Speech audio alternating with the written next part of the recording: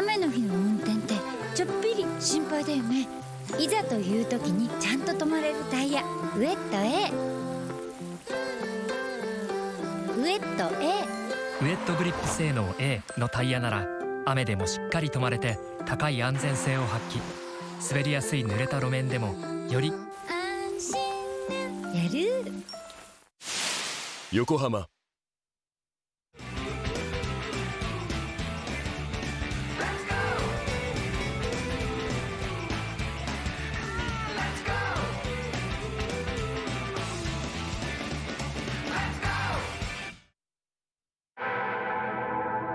革新のカーボンベゼル。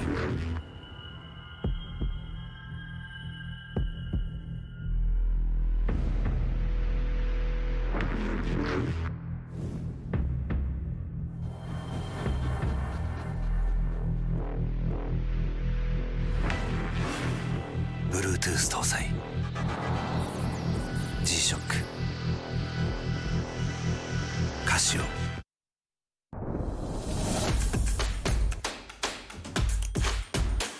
The brightness called brilliant.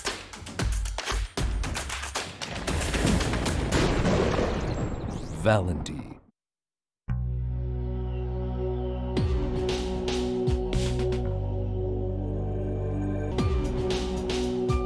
Quality of Japanese craftsmanship. Brilliant. What's up guys, it's Frederick Ospo and I use RSR suspension on all my drift cars. I love RSR. EO RSR Ichiban. 究極の静かさと安全性。オンロード、オフロード、世界中で活躍するケンダ。その信頼を支える静音性、安定性と耐摩耗性。世界が認めた技術と信頼を街乗りである。高品質と納得の価格、タイヤのポテンシャルをあなたに。ケン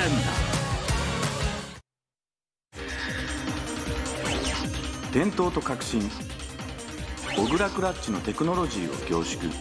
チャンピオンを取るためのクラッチ、小倉レーシングクラッチ ORC。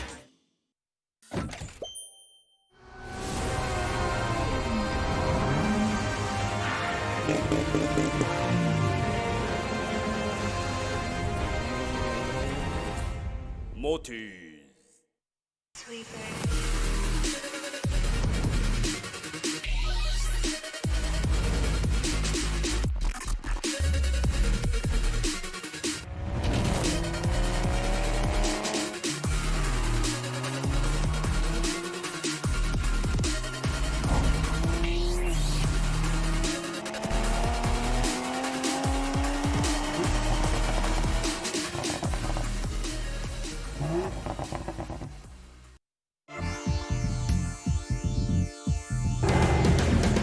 The brightness called brilliant, blinding and vivid.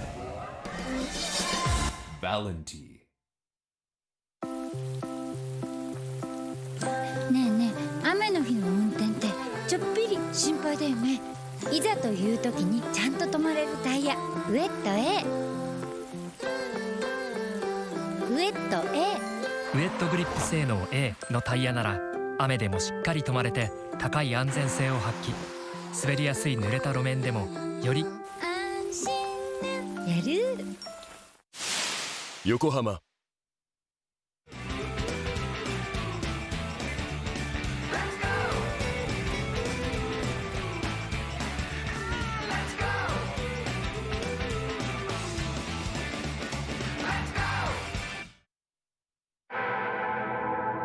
革新のカーボンベゼル。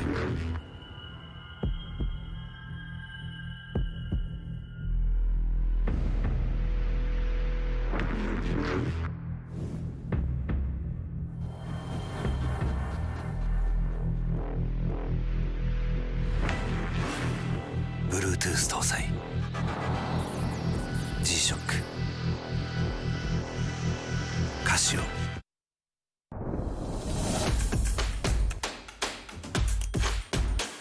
the brightness called brilliant.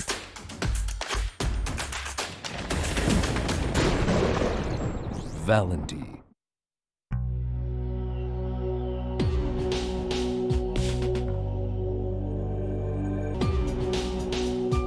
Quality of Japanese craftsmanship. Burit. What's up, guys? It's Frederick Ospo, and I use RSR suspension on all my drift cars. I love RSR. Iyo RSR Ichiban. 究極の静かさと安全性。オンロード、オフロード、世界中で活躍するケンダ。その信頼を支える静音性、安定性と対摩耗性。世界が認めた技術と信頼を街乗りである。高品質と納得の価格、タイヤのポテンシャルをあなたに。ケン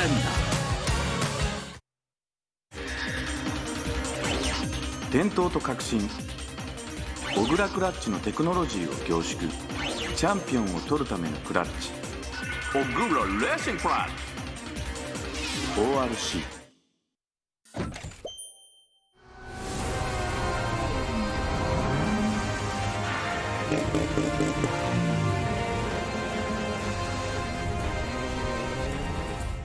モティーズ。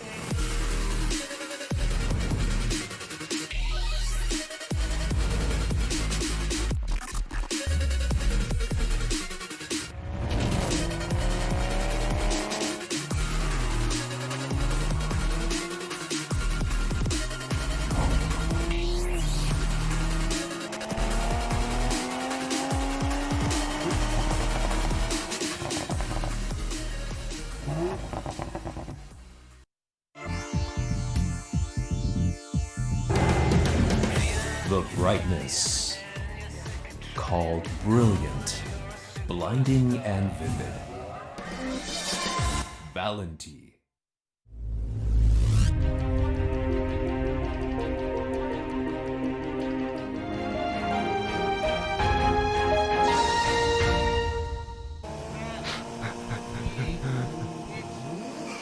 Welcome, ladies and gentlemen, back to round 2 of 2020 Formula Drift Japan Series.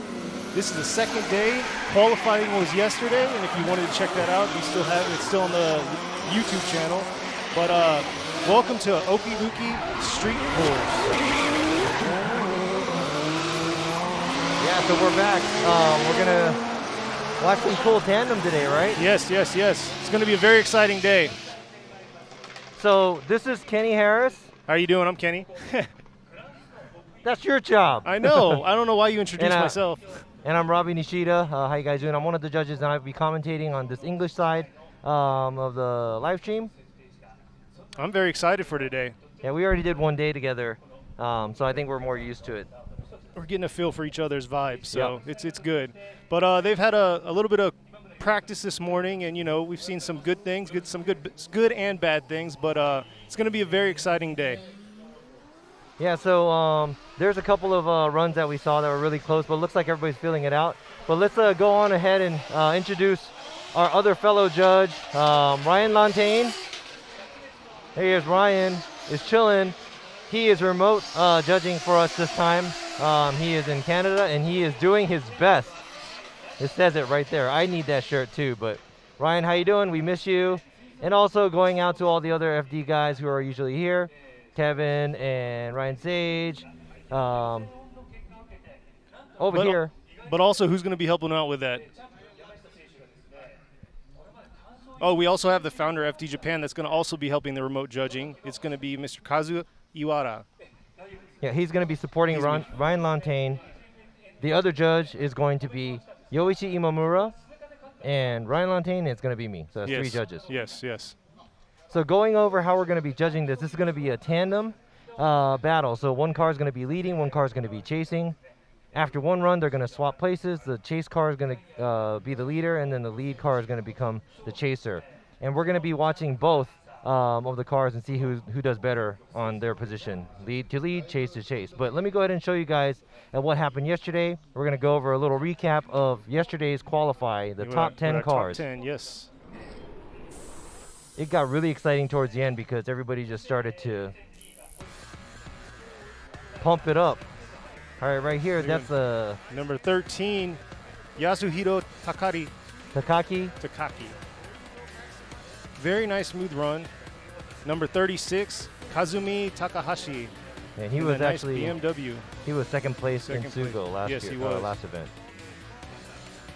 Very clean car, nice runs. Number 38, Takahiro Kara. He's always smooth. He's a veteran though, so yeah, he has that experience. Yeah, he's been at all the FD Japan events since it started. Next, we have the S14 with number 14, Tomohiro Murayama. As you see, it's number 14. He is Mr. S14. He's been in S14 for God knows how long, since I've known. Then we have number 888, Kenji Yamada. Also known as Jamaken. He is from down south. This is SR powered S15. He does he pulls out some crazy stuff. I'm excited. Next, we have number 99, Kazuya Matsukawa. And everybody's favorite, AE. Well, it's an 85, but it's an AE86 from Team Droopy. They've been in 86s for a long, long time. With a mean V6 under the hood. Next, we have number 100, Andrew Gray. It's a brand new build, RC. It's been performing pretty well. Oh yeah, I mean, he said it feels kind of like his old JZX now. They've been tinkering with it since Sugo. Nice. Now you got the one Via with 666, Shuchi Mano. Okay, so Mano was like the underdog, and he's almost like a privateer in this competition. He just came out of nowhere, and then he did a sick run yesterday for qualifying. That's why I put him in this third place spot. Nice.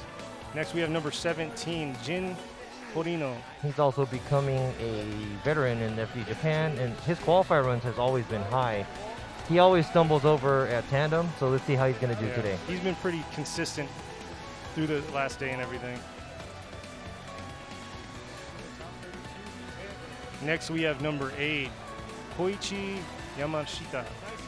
Also known as Champ, he was the runner-up of the 2019 season, and his score was a lot higher than everybody else. He just came out of nowhere, and he almost did it was like almost like a perfect run in my eyes. So we'll see what he has to do in tandem though. Yep. So it's a little different because you do have to lead.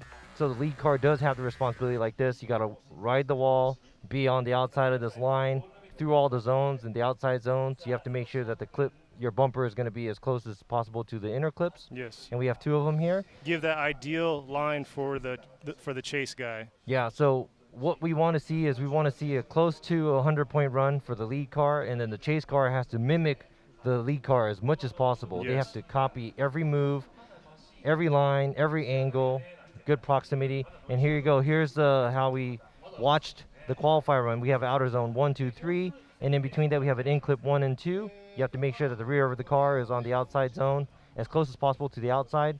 There's some walls too, but then the outside line.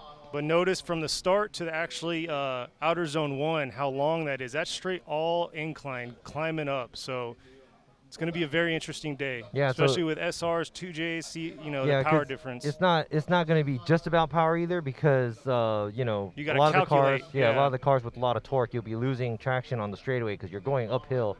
So the heavier cars might be struggling going uphill too versus the lighter cars with maybe smaller torque or smaller power. Exactly. Maybe they might have an advantage. You never know. That's true. That's true. Especially them calculating how fast they got to enter that first turn. So definitely going to be exciting. And yesterday we saw one driver for his qualifier run. He smoked out the place so bad. Since you're coming in and out of the same area where you're passing this bridge after the outside zone 1, he came in so hot and he smoked out the whole place. And as he was leaving, going towards the bridge, he had to kind of shut down because he couldn't didn't want see to take himself. the risk. Yeah, he couldn't see because it gets tight bridge. coming out of that outer zone 3, coming around to the inner clip 1. That's a very tight section right there. Inner clip 2. Inner clip 2. Sorry, but yes, it is very tight there. So with them coming around outer zone 1, creating all that smoke, and then whipping back around, hopefully we don't get stagnant air and we get some breezes coming through. Yeah, I think A couple of years ago, we had a car that actually went into that concrete wall where that bridge is. Yes.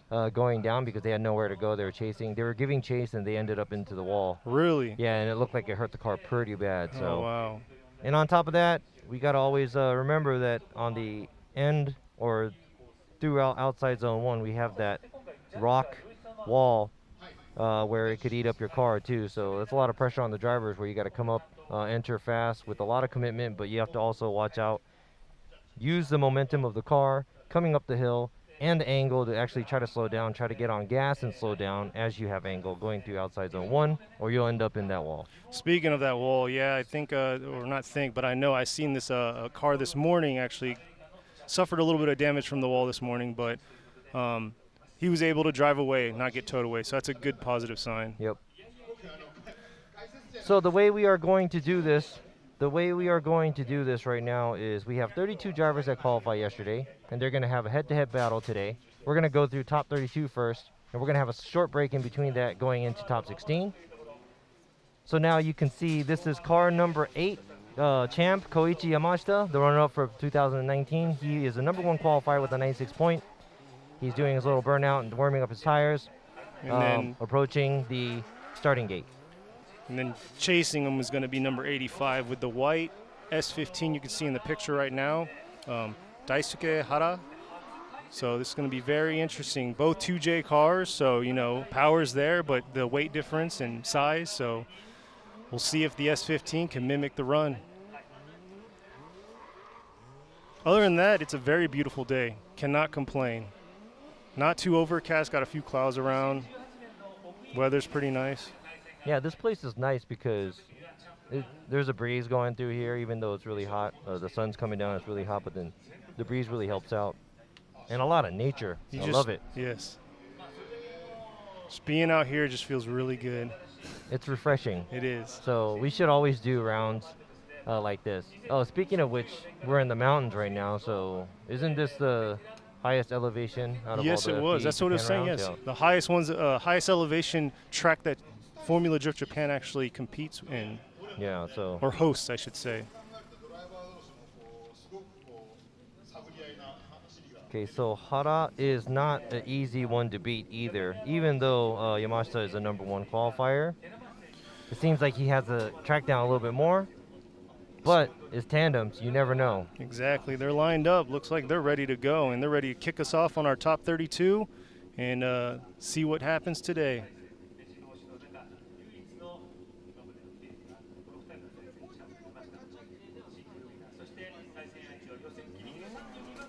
So the cars have to leave when the light turns off, the starter light. The chase car can leave whenever they want, depending on if their car's slower, or if they're at a disadvantage or something. Okay. So that's Here why they the come, coming up the stretch. JZX is way up ahead. Yamanisha. Hara coming in, nice in the inner club 1. Outer zone 2. Hara's falling a little bit behind, but following the nice line coming through. Yamashita just flying through. Inner clip 2.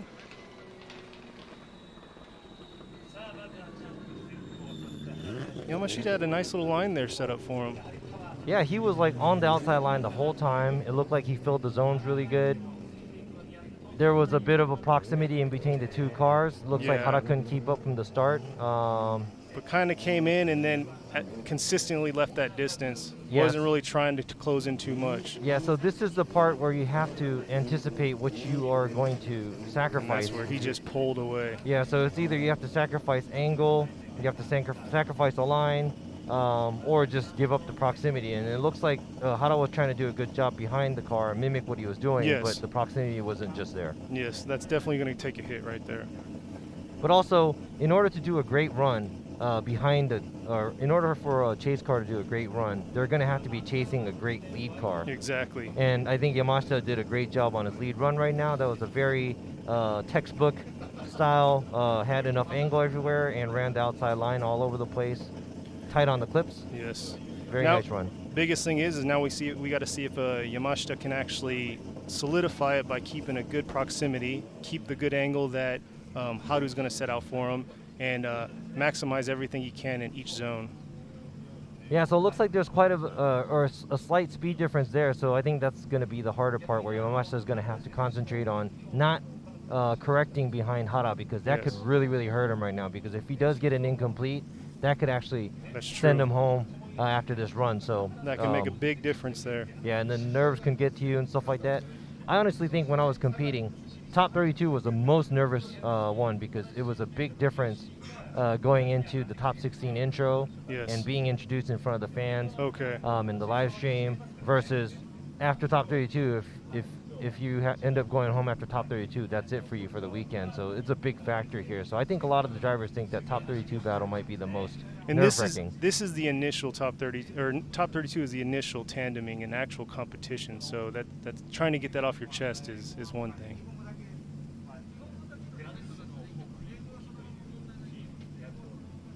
But yes, if you notice on the screen right now, that truck down there, that's actually where they have the drone controllers.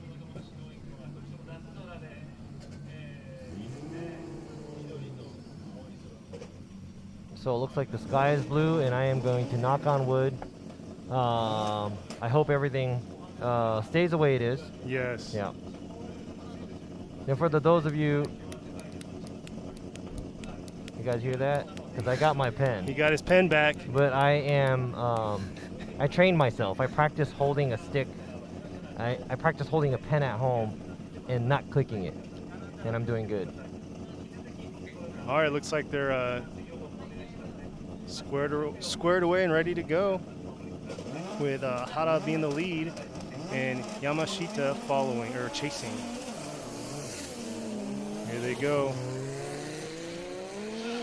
Yamashita keeping it close.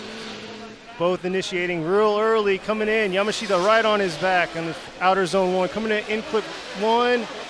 Yamashita keeping that distance. Hara keeping that nice line. But that's where that speed came into play. Inner clip two. Nice proximity, very nice proximity. But if you notice that outer zone two, where that speed just kicked in right there, and he just caught grip and just was right on his tail. Yeah, kind of messed with his angle a little there. So Hara kept his pace, so there was no pace difference. He was just going along and doing what he can do. I know there's a big speed difference, maybe grip difference in the cars. So Yamashita's car seems like it's a lot more dominant. And right here, he fell behind a little bit, but also you do have to think about how hard it is to try to keep the car as close as possible versus being 2 cars away and just kind of, doing your own thing. So the closer you get, the more difficult and more technical it gets. Exactly. At that point. So all the judges will have to have that in factor and pick the winner. The line though wasn't bad at all. Outer zone 3, it just seems like he was a little shallow. Haru was a little shallow on the outer zone 3, but for the most part, very good follow. We got 1, 2, 3, 4. Yamashita right there for the victory. Yamashita gets the win. Imamura, Lantain, and I win with car number 8. And that was maybe an obvious choice because of the dominance that Yamashita had when he was behind.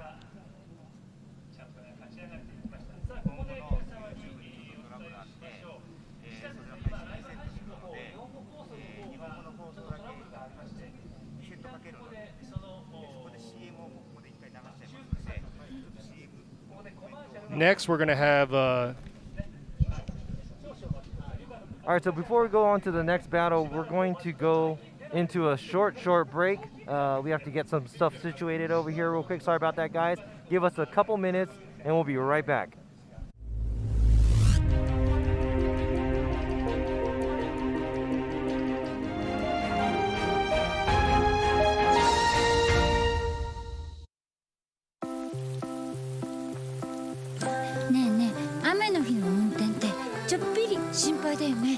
いざという時にちゃんと止まれるタイヤ、ウェット A。 ウェット A。 ウェットグリップ性能 A のタイヤなら雨でもしっかり止まれて高い安全性を発揮。滑りやすい濡れた路面でもより安心なやる。横浜。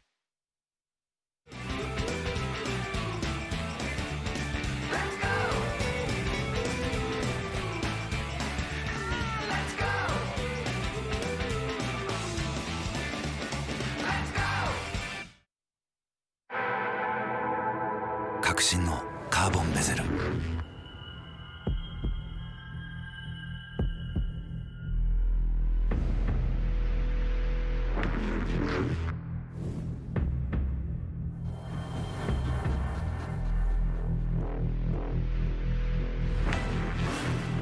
Bluetooth 搭載 G-SHOCK カシオ。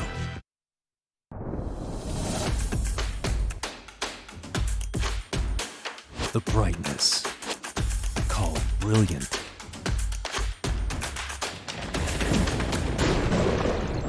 Valenti.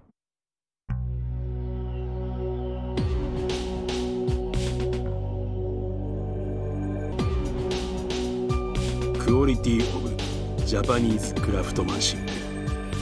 Grid. What's up, guys? It's Frederick Ospo, and I use RSR suspension on all my drift cars. I love RSR. Iyo RSR Ichiban. 究極の静かさと安全性。オンロード、オフロード、世界中で活躍するケンダ。その信頼を支える静音性、安定性と対摩耗性。世界が認めた技術と信頼を街乗りでも高品質と納得の価格、タイヤのポテンシャルをあなたに。ケン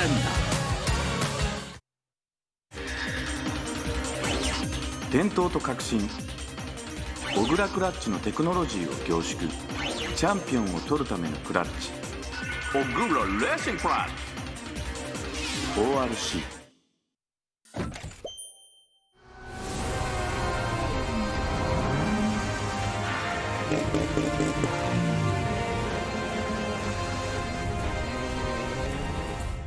モティーズ。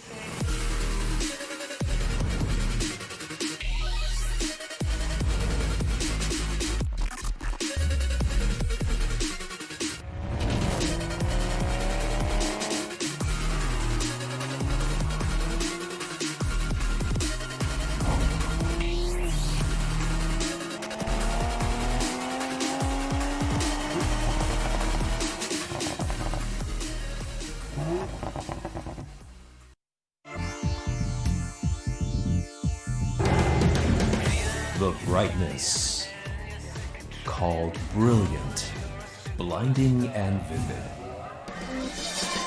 Valenti.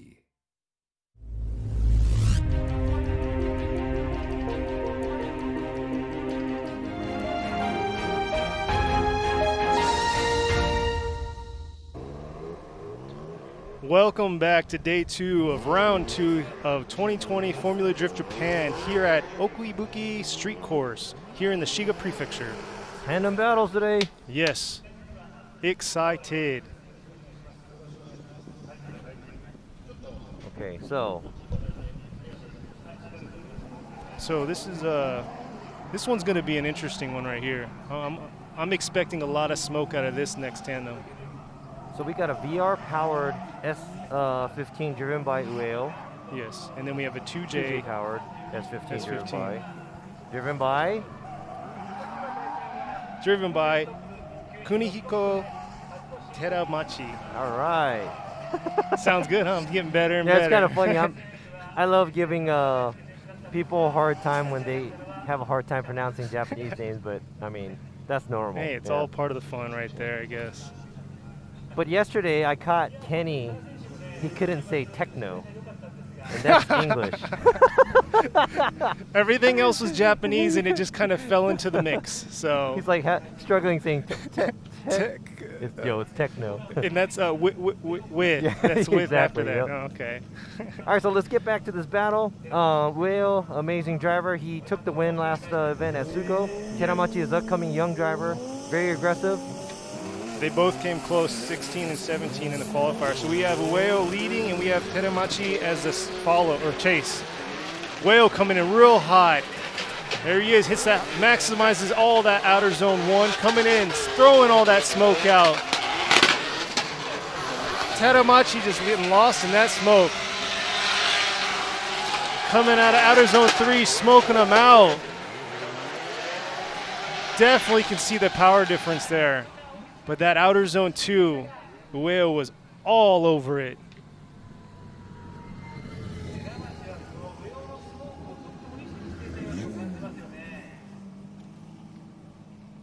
All right, so right here, Ueo looks like he gave him a little bit of gap, and Teramachi looks like he was trying to close it. Then he actually dived in, and he kind of washed out. He maximized that outer zone 1, though. But also right here, I know Ueo was trying to stay tight on the outside line, but it looks like he was 2 tires off at the end of that outer zone 2. But Teramachi does fall behind. There's a big gap in between the 2 drivers. Chasing from zone 3 to inner clip 2. But you could see from the start, just him just ripping through the gears, just roasting the tires coming into outer zone 1. So considering all this, we're going to have to watch the chase car now lead and the lead car give chase. So now we see have how well he's going to do behind Teramachi. Now we're going to have Teramachi going to be leading while Ueo is going to be chasing. And like we said, the power difference that we just saw, that's going to be a factor, just like the last tandem battle we just had. Yeah, and also the style difference too. Like let's say it looks like Teramachi gains a lot of speed going into the out zone 1. There we go. There's a gap right there. Not huge. Oh, something. What's going on? What is going on here? Oh no, it's a restart. Okay. Okay, it's a restart. All right, so let me go ahead and explain the restart. If the lead car jumps a light, or if the lead car sits at the light after the lights turn off, more than like a count or 2, the starter is going to go ahead and call it a restart. If the lead car hits any of the cones going through the chicane, that's also going to restart. Any of those. How many can you have? Well, you can have 3. Oh, 3. Okay. Well, I mean, you can have 2. Because your third one, what's that mean? The third one is going to give you an incomplete. There you go. And you're going to be at a big disadvantage. So the starter will be, they have a remote trigger for the light going into outer zone 1, or before outer zone 1. So Ueo actually caught that before the lead driver did. So he did hit, I don't know if it was a cone or what. But I think the chicane here is kind of tighter than the other tracks because of the narrow road where the start line is. Okay, so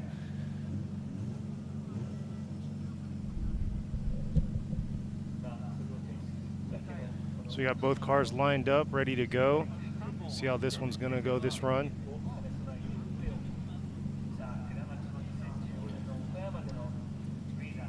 Teramachi has the lead and Ueo has the follow.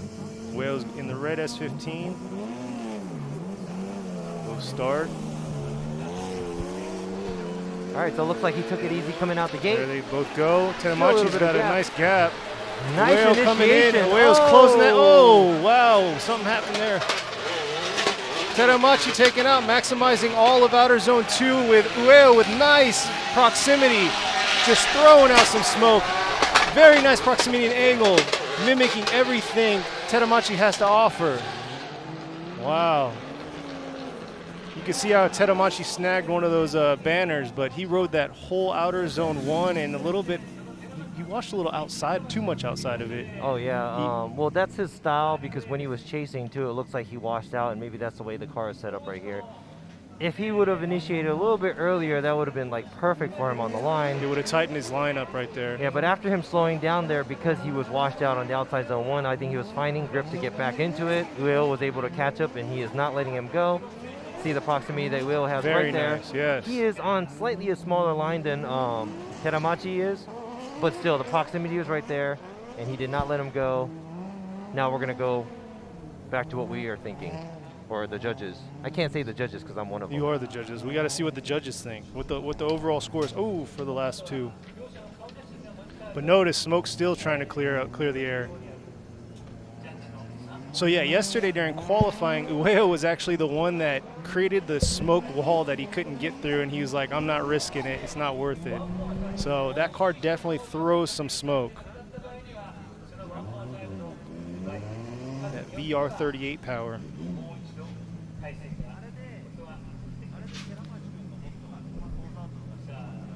Got the judges discussing some things, seeing what we can come up with. No, we don't discuss. Well, the judges don't discuss. I was just talking to him about something else. Yeah.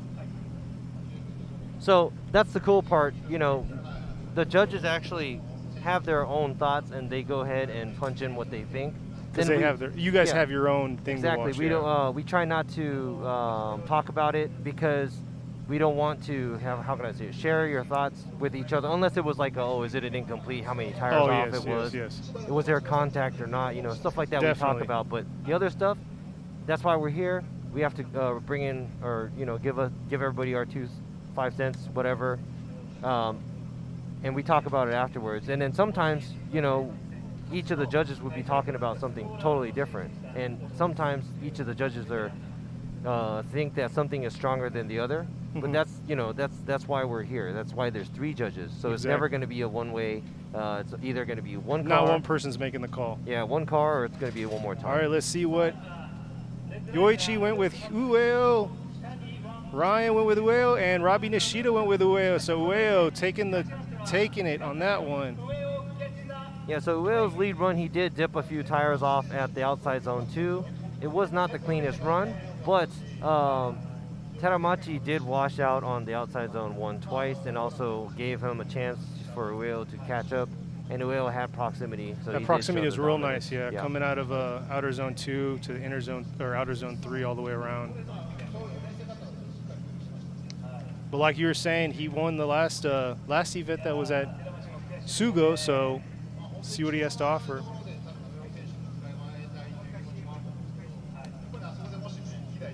Alrighty. Okay, sorry guys. Before we go to the battle again, we're gonna have to take a short break. We'll be right back. Yes.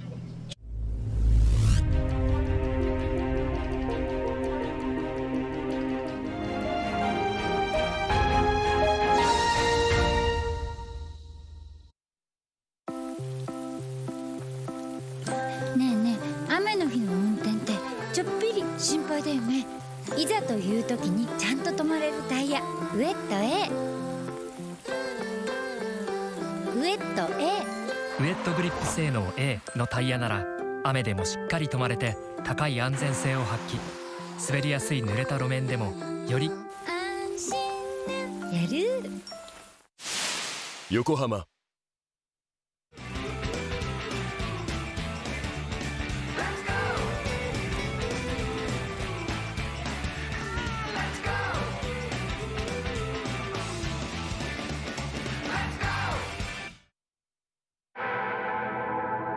革新のカーボンベゼル。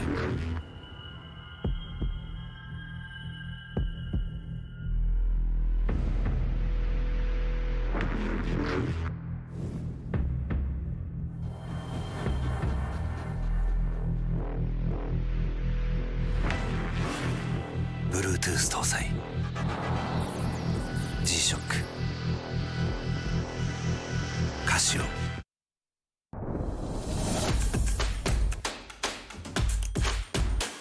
The brightness, called brilliant.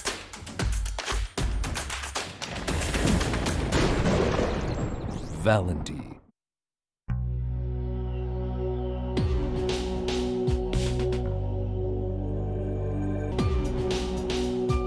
Quality of Japanese craftsmanship. Brilliant. What's up guys, it's Frederick Gaspo and I use RSR suspension on all my drift cars. I love RSR. Iyo RSR Ichiban.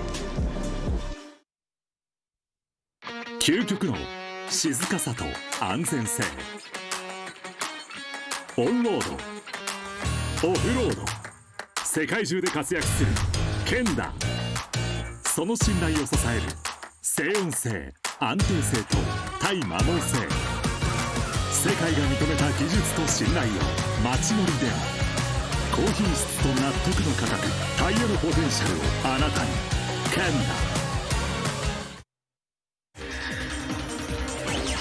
伝統と革新、小倉クラッチのテクノロジーを凝縮。チャンピオンを取るためのクラッチ、小倉レーシングクラッチ ORC。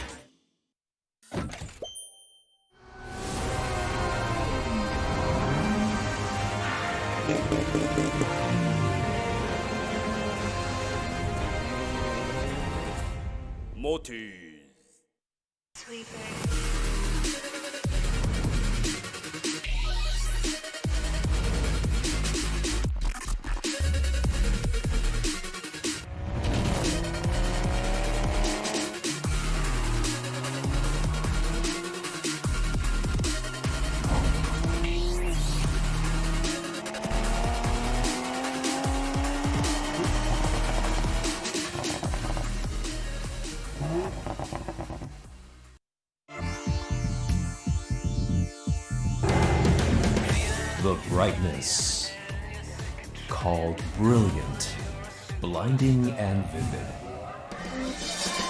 Valenti. ねえねえ、雨の日の運転ってちょっぴり心配だよね。いざという時にちゃんと止まれるタイヤ、ウェット A。 ウェット A。 ウェットグリップ性能 A のタイヤなら雨でもしっかり止まれて高い安全性を発揮。滑りやすい濡れた路面でもより安心なやる。横浜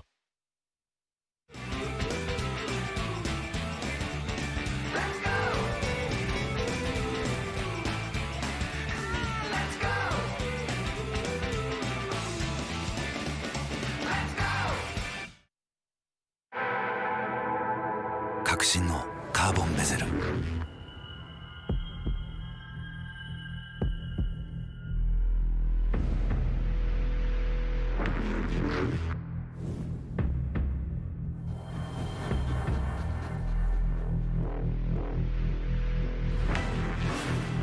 Bluetooth 搭載 G-SHOCK カシオ。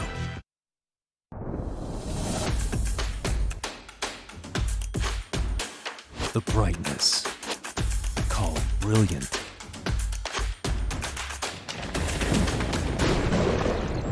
Valenti.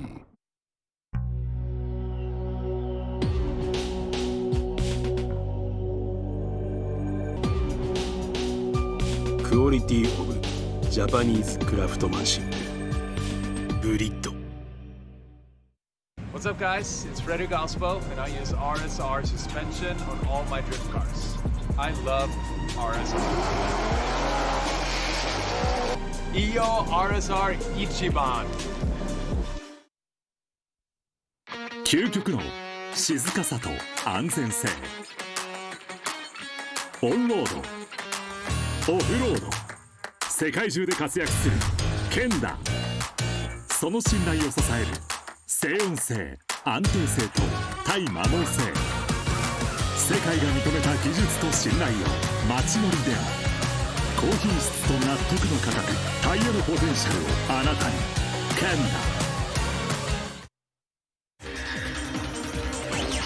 ダ。伝統と革新、小倉クラッチのテクノロジーを凝縮。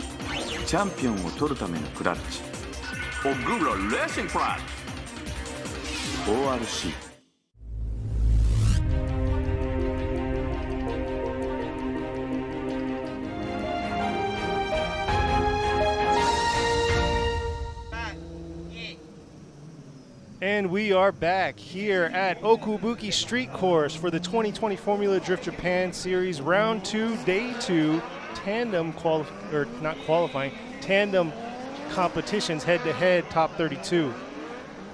Sorry about all the waiting time, guys. There's slight technical difficulties. We're in the mountains. I mean, you guys got to give us a break, right? Reception is not the best out here. Yeah, but we're back, and it's not going to happen again. Knocking on wood. Knocking on wood. And the weather's going to stay the same. Knocking on wood again. You're hoping for a lot here.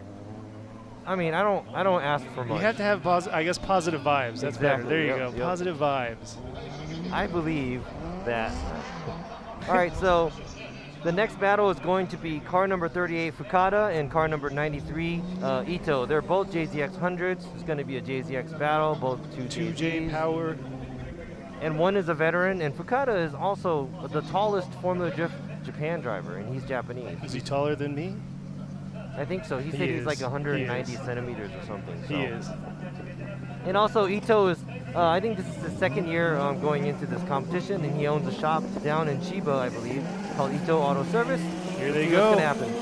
Let's see what happens here. Fukada coming in. Nice early entry. Maximizing it all, but Ito at the same time holding his proximity. Coming into outer zone 2. Coming in a little shallow on that. Ito coming in real shallow on his line. Lost a little angle there in outer zone 3 for Ito.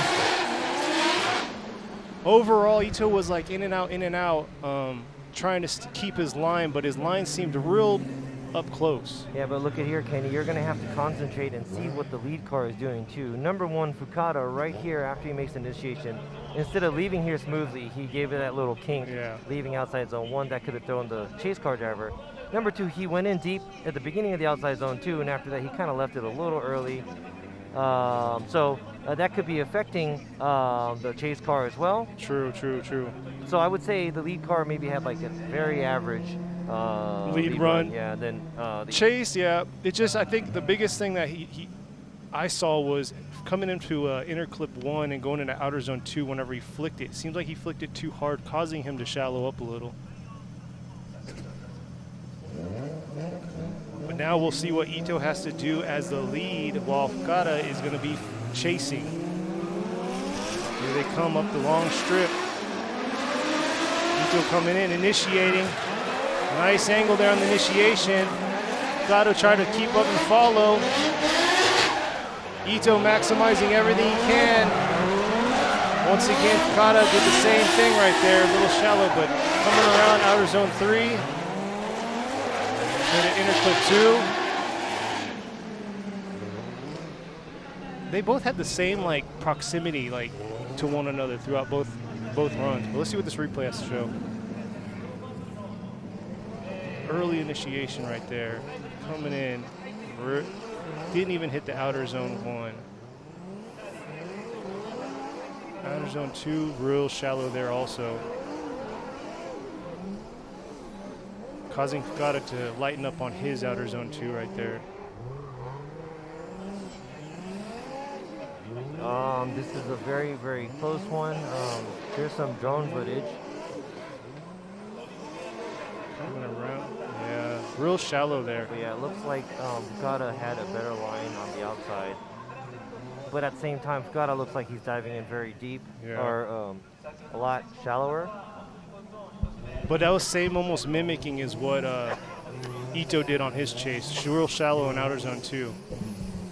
Both them had amazing proximity for both lead and chase, but it comes down to who executed it a lot better. Yeah, so there were very small mistakes from both the drivers here and there. So it was like a little bit here, a little bit there. One more time. Volante says Fukada, and one more time. Looks like we're going to get a one more time. Yeah, so that was a very close, how can I say, I wouldn't say that there was like super exciting battles, but that was a very close call because it looks like both of the cars did do their parts. Ito did look like he was trying to run away a little bit more when he was leaving outside zone early. Fukada did look like he was filling the zones a little bit more properly, but at the same time, Fukada's chase wasn't as clean, and he wasn't running the similar lines. Versus Fukada had a small mistake here and there too. So I went with the one more time, but I do see how Fukada could have took the win too because he did run. Seems like his lead run was slightly better than Ito's too. Next we have number 36, Takahashi in the BMW, and Tanaka in the JZX. Oh, BMW just pulling. Oh, something happened there. BMW's finishing this run up. Nice clean run. All the way around outer zone 3, coming all the way around to inner clip 2. That BMW, it's been performing really good. Yeah, that car got second place in Sugo. Right now, he did a great run leading. The only thing I would say about the lead car was slight wobble. At the beginning? Coming out of the outside zone 1. But other than that, right there, it probably happened because he hit the outside zone cone. But after that, unfortunately, Tanaka's car shut down. I don't know if it's some kind of trouble or what, but hopefully he can put down a lead run. The good part about Formula Drift is you don't know until you do both battles. You know. That's true.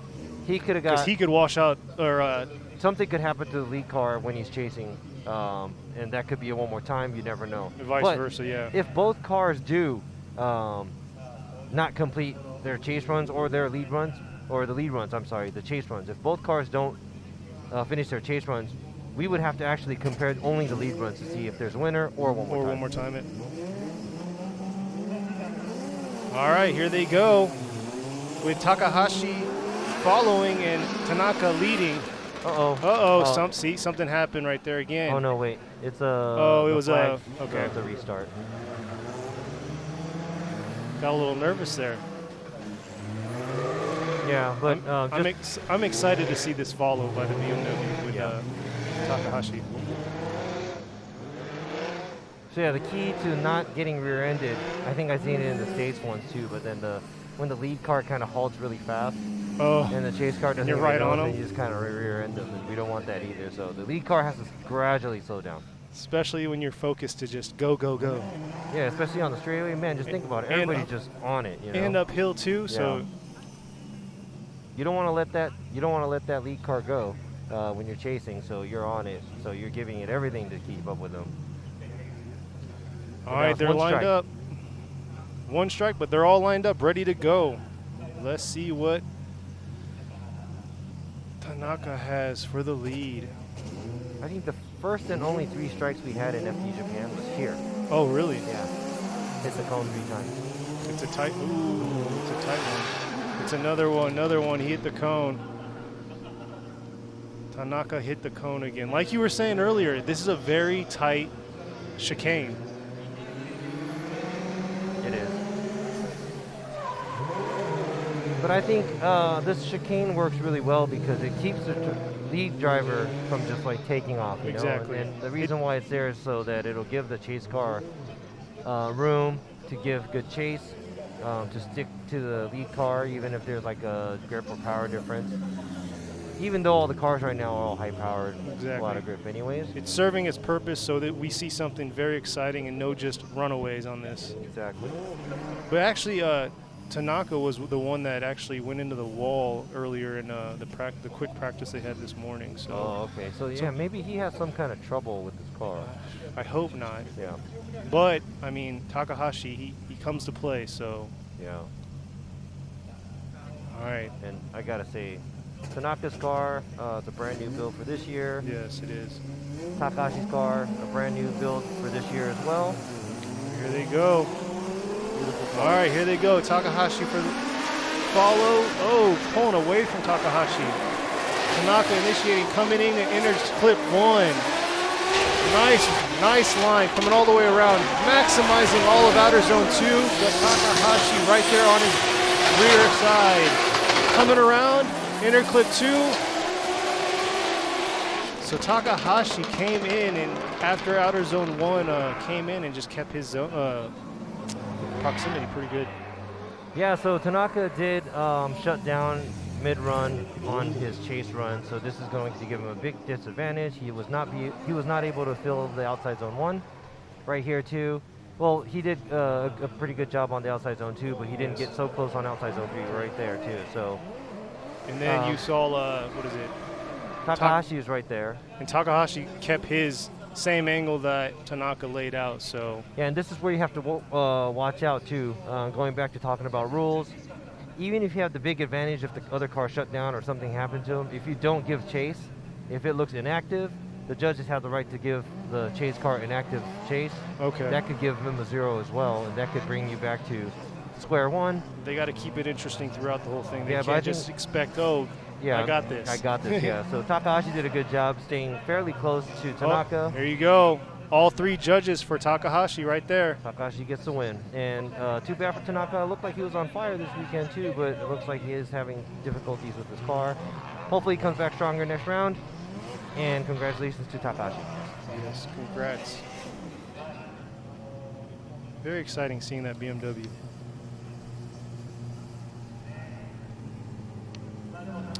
All right. Coming up to the start gate right here, we have number 100, Andrew Gray, and his Lexus RC with number 408, Shoya Saito with the S15 SR powered. And if you guys don't remember from yesterday, Shoya Saito is actually the youngest Formula Drift Japan driver at 18 years old. So you have a very experienced individual going against, the young buck. Yep. So we'll see how this go. Andrew Gray in the lead. Gray comes in. Nice early initiation coming in. Outer zone. Saito coming in, trying to follow, bringing the proximity, but Andrew Gray just pulling. Saito a little shallow there. Andrew Gray laying it down, smoking him out. Saito getting left.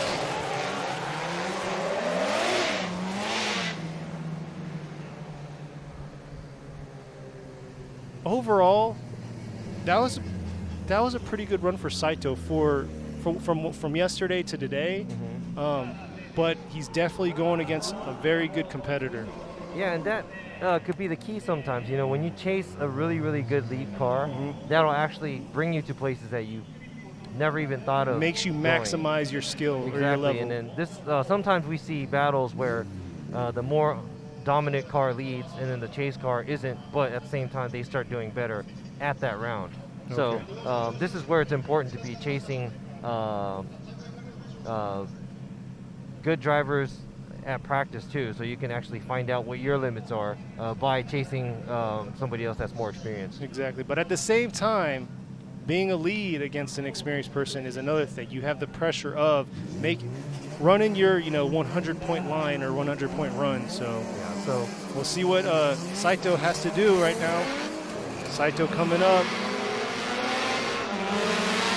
initiating midway. Andrew Gray trying to be smart about it, coming in. Saito trying to find his line, coming all the way around, maximizing outer zone 2, shallowed up a little bit, but Gray right there on his tail, right there in his angle.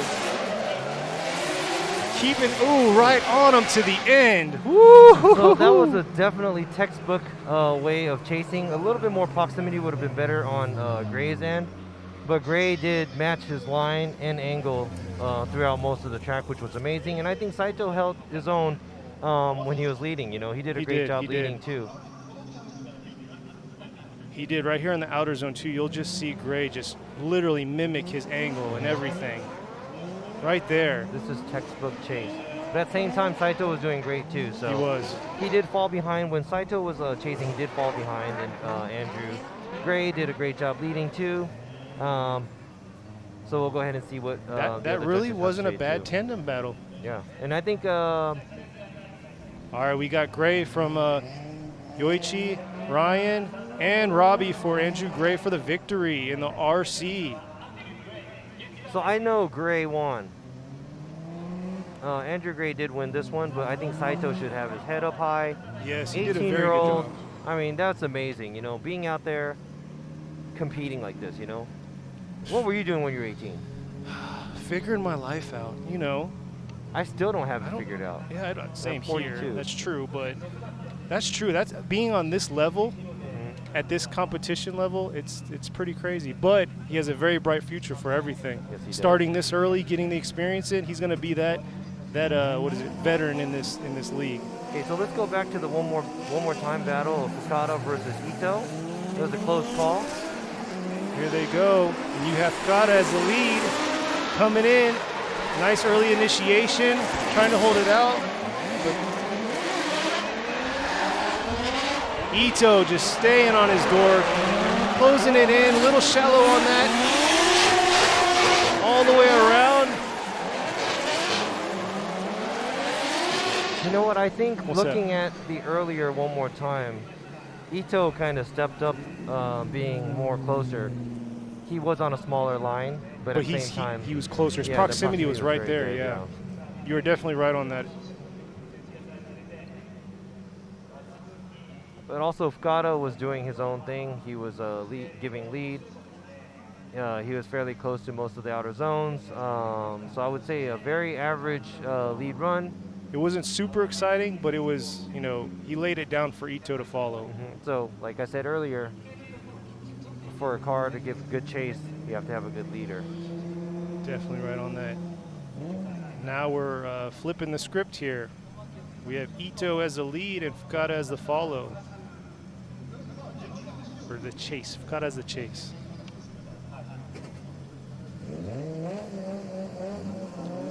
JZX's 2Js. But that veteran experience right here. Let's see how the chase goes for him. Ito in a chaser, Scott in a Mark II. Let's go, coming in. Real shallow on that outer zone 1 inner clip. Ooh, and they touched. Ooh. Check out the replay. See what happened here. Yeah, it looks like something happened to Ito's car. Because Ito, like, I think he wanted to snap it back too early. Right at that inner clip 1. Let's see what they're doing right here. Both real shallow, didn't even hit the outer zone 1. Inner clip, and then, oh. So as the transition into outer zone 2 is going to happen, it looks like Ito's rear end hit Fukada's front. The drone footage give you a better view of it. Coming around flip, yeah.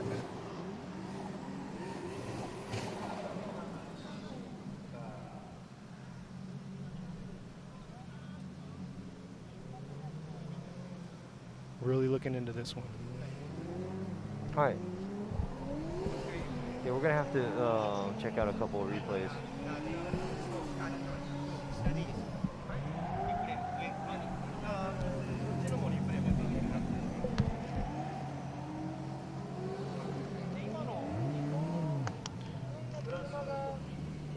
So they're gonna check out another replay on this and make the call from there.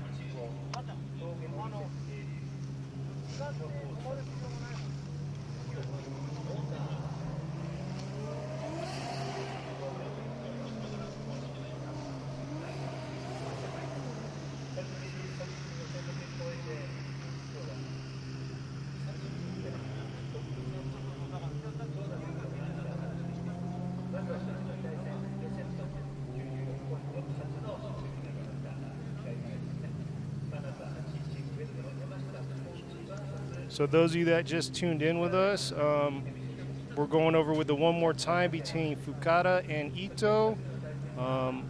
Collision happened at inner zone 2 or inner clip 2, so we're getting replays for the judges and see what they're going to come from it. Other than that, we have 5 rounds done out of the top 32. A lot more coming out of it, so very exciting for this, very excited for this day.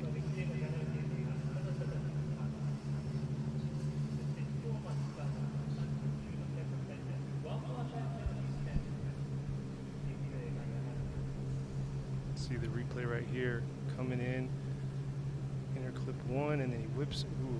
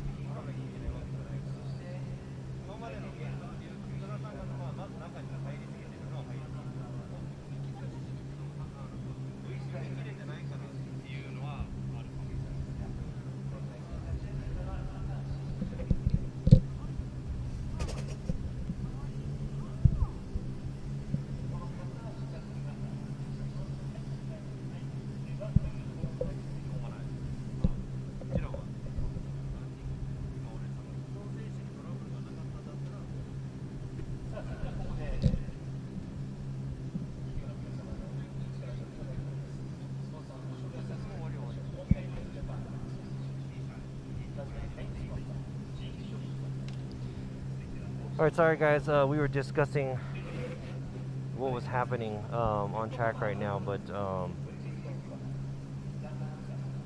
these are the real hard calls because Ito was offline.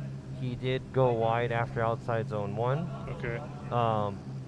And also he wasn't super close to in clip 1.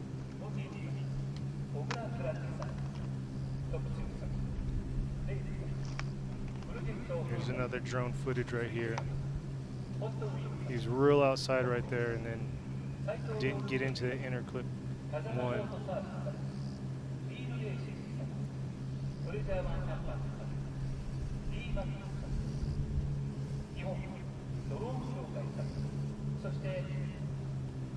A lot of discussions happening, so we're trying to get this figured out.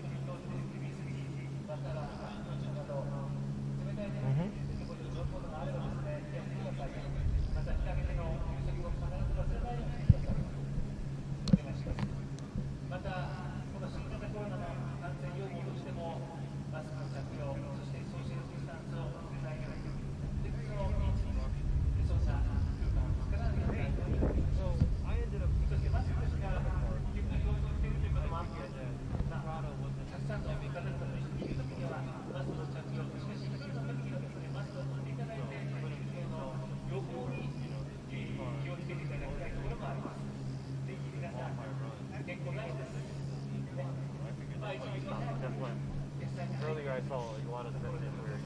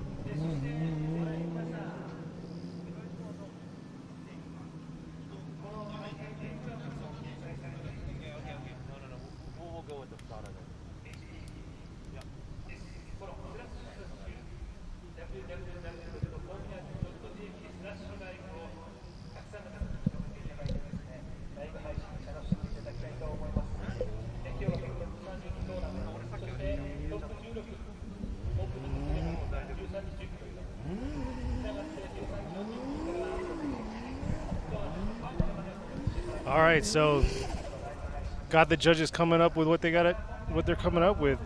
Sorry about that long pause. A lot of deliberation and discussions happening up here. Yeah, so it went both ways, and we also had a discussion, and we had to go and see. Here you go, the results. All three judges with Fukada. Go ahead.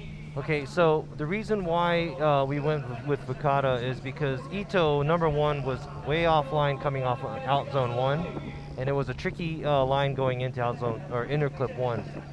Yes, the car that is leading, or the chase car, is supposed to mimic what the lead car is, but Ito was kind of offline, and also he did this little funky line coming back to in clip where Fukada basically had nowhere to go, and it looks like Ito had very low energy, and it didn't even look like the car was going to be able to make a transition after this in clip and after they passed this in clip. So we just pretty much had to give it to Fukada. Okay.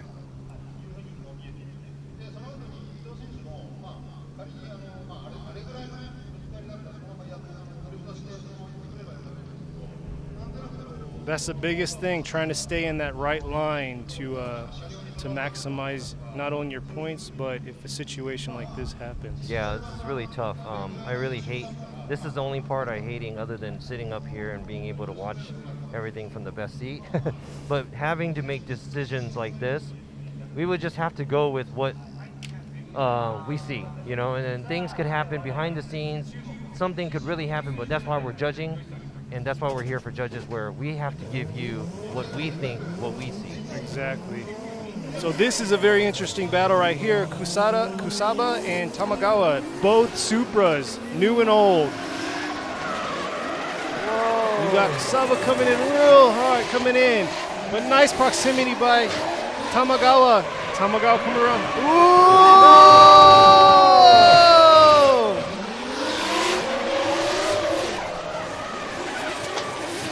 Kasuba really wanted to lay it down today. He came in hot, but maybe too hot there. Saba did too. That's what I said, Kusaba. You said Kasuba. Kusaba. So, man, that was really nice entry. Both cars look amazing. The newer car was leading and the older car was chasing. There's like a 20-year gap in these cars. That would have been a really, really great tandem run, except he flicked it a little too hard and did a half spin right here, which ended up making Tamagawa make the mistake as well. So most likely the judge is going to put that mistake on the lead car. Now it's hard to tell what's going to happen after this because Kusaba is going to be leading, or Kusaba is going to be giving chase to Tamagawa. Yes. With Kusaba halting it to a stop, yeah, it definitely does make it hard for Tamagawa to even follow. So obviously he mimicked what happened, but couldn't really pull through and go around him on that. But here's where Tamagawa gets to give the nice lead run and show us what he has and give us that nice line for Kusaba. Here they go, coming up the long stretch. Nice entry into outer zone 1. Kusaba right on his tail, staying his same angle as Tamagawa. Tamagawa real shallow, causing Kusaba to shallow up also. Rolling out of outer zone 3 into inner clip 2. Kusaba had a nice representation and angle as Tamagawa, but just didn't have the proximity. Yeah, but their run was kind of ruined midway because of Kusaba's mistake out zone 2. Yes. The earlier runs, so. I've noticed though, the outer zone 2 though, that seems like getting it real tricky for the chase car. They always come a little shallow. Well, a lot of the times at corners, a lot of the cars do go in shallow. It really depends on how they set themselves up going from inner clip 1. So if they're in a mode, if they're in a mode where they're if they try to do a transition at the same time or very close to what the lead car is doing, they're going to end up in a smaller line. So what you're supposed to do is you're supposed to do a transition at where the lead car is doing it, not at the same time. Yes. To be at the same location. To get the same angle, that's true. Yeah, same goes to initiation too. When the chase car tries to match where they start at, the timing, it's going to be really hard because that means they're that behind and they are not building as much speed as the lead car. So when the lead car goes all the way to the outside, it's harder for the chase car to go all the way to the outside too, unless they have more power and more grip. So the right way to do it is they initiate. You should initiate wherever you want to feel comfortable at whatever speed you are if you're chasing. Or you can initiate at the same spot, not at the same time. Exactly. So then you can dial in to get the proximity closer and closer with the same angle, because like you said, if you misjudge it and do it too early or too late, your angle is going to be totally different from the lead. Exactly, yeah, and then the line there is you go, Tamagawa. I think obviously no given, or it's a given. Kusaba's first lead run. Yeah, so I don't know how many super fans are out there, the JZA 80s or the A90s, but then this time the JZA 80 took the win. So the old school lovers must be happy. Definitely a good battle right there, though. Or would have been amazing if he would have finished that first run. But seeing two Supras go head to head. All right, so we have car number 99, Matsukawa versus car number 53, Yoshimura. Yoshimura is a rookie. You got the rookie, and then you got the 8.5, so the Hachiroku, but Hachigo. Well, he's a veteran driver. He is. He's been in D1 Grand Prix with this car, and he's been in FD Japan now for the past 2 years in this V6 turbo-powered 885. So V6 versus SR 4-cylinder coming up, pulling away real hard. Matsukawa throwing it down, giving us a good angle. We've got Yoshimura falling far behind, maximizing all of outer zone 2 right there, coming all the way around to outer zone 3, adjusted a little bit to come into inner clip 1, but he just pulled away through the whole entire run right there. Yeah, they both left at the same time, and this speed difference is just too noticeable. So as a rookie driver, you think he should have let himself up, give him a little bit more time, accelerate from the jump. This is the hard part where it's not, you know, a ready, set, go type of start. Exactly. The chase car can start whenever they want at their own pace. I do see some cars start too early. That gives them in a bind where they're leaping too ahead of the lead car and they're going to have to slow down. Then the lead car just kind of zooms right by them and they get left behind. So this is really hard to get the timing, but this might be just from experience. That's why it's really important to drive, do the the tandem practice before the tandem battle. Yeah. Get used to it. So you got Matsukawa chasing. Yoshiro, nice little Yoshimura coming around. Oh, just adjusting himself right there to come to interclip 1. You got Matsukawa right on his tail, keeping the same line. Very nice. A little bit more closer proximity coming around. Interclip 1, really narrowing it down right there. Ooh. Matsukawa almost lost his grip at the end right there, but great job by both drivers. Yoshimura just probably tried everything he can in his power to make a cleanest run. He did have a little bobble coming off of the outside zone 1. Matsukawa was all over him the whole time. Kept his same line. It was nice. Definitely was trying to keep decent proximity. Could have been a little closer, but you know, look at that full mimic of his line right there. Very nice coming out of that. But then, like you said, the adjustment by Yoshimura, a little mess with Matsukawa, almost made him straighten up a little right at the end. Yeah, so when Matsukawa was leading, there you go. The proximity difference was way too big too. Ryan and Robbie both go for Matsukawa. Very nice. All right, so the veteran moves on. The rookie has to go home, but great job by Yoshimura. This is probably his second round in FD Japan, so this is how people learn and grow too. So let's see what he's going to do at the next round. Yes, get the experience, get the time, and being in top 32 definitely gives you that better experience with the tandeming and everything. So pushes you to that next level. Yes.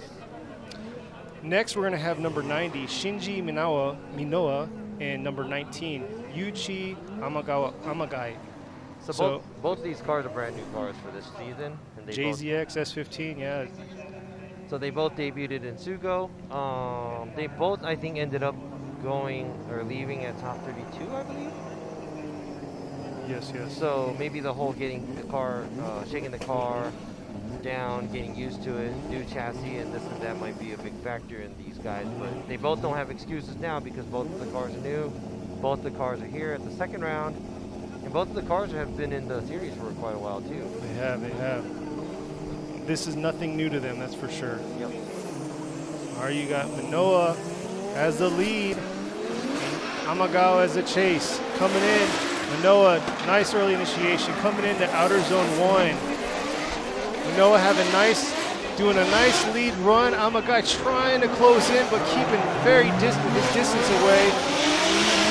Minoa coming all the way around. Not a bad lead run into interclip 2, but Amagai seemed like he just struggled to keep his proximity to him.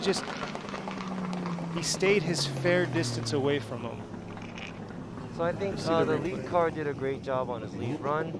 It didn't look like he was fully using his outside proximity. Right here. There you go. I think the flick of the transition and the entry isn't as hard, but I think it looked like it's very safe, but very controlled, clean run for the lead car. And then the chase car, yes, you said he did struggle keeping proximity. So let's see what's going to happen when he leads. Let's see what Minoa can do as the chase, as Amagai does the lead. Both lined up, ready to go. So you think the weight balance is pretty much the same? I know Shinji, he did a lot of carbon work. Yeah, so this car has a lot of dry carbon on it. It's a very lightweight JZX versus maybe that might compensate it and make it even. Yeah. But I know there's a wheelbase difference in both of the cars. And I think both the cars are running rear radiator and all this other stuff. So okay, it's really just balance of how the car is set up by each driver. All right, getting ready to go. Here they go. Amagai leading, Manoa following. Coming into initiation. Committing to it. Amagai a little less angle, which made Manoa have to correct a little bit. But Manoa right on his tail. Coming into, ooh, right on his door. Nice proximity right there, right on his door. Oh, but he might straighten up. Oh. All right, so he was trying to show dominance for sure. He definitely was, but it might have hurt him toward the end. That was very exciting right there.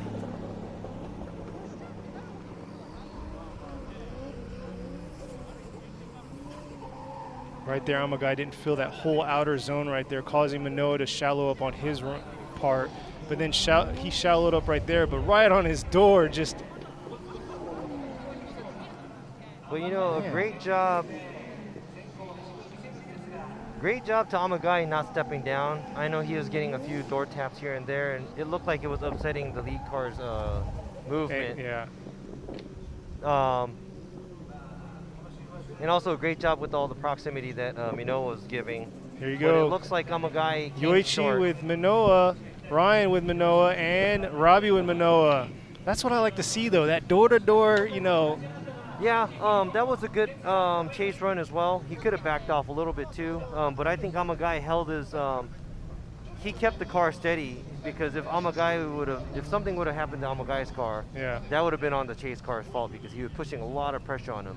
But I think what saved him right now is that was kind of a messier Yes. chase run.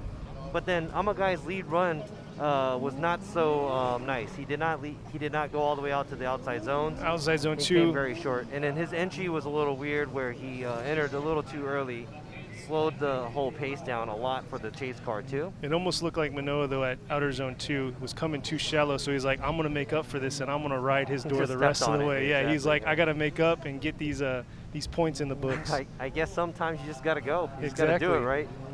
But great job on both drivers. So far, what's that? That's half the list right there. Yeah, so we're done with the left side.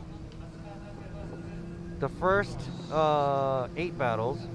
No, I'm sorry, the first Yeah, you're 16 or 8 battles, right? No. Yes, you're right. Yeah, first 8 battles, which is the Boom. first 16. That's right. 16 and 16 is what? 32. There you go. See, you make fun of my, Hey, I was good at math when I was in high school. pronunciation. All right, so this is Harino who qualifies second versus Minoa. S15, JZX coming in. Horino throwing it down, coming into inner clip 1. Maximizing all of outer zone 2. But Manoa right there, right behind him. Coming around. Outer zone 3, sweeping around to inner clip 1. You know what? That wasn't, as a chase run from her qualifying and her practice runs, that was actually not bad.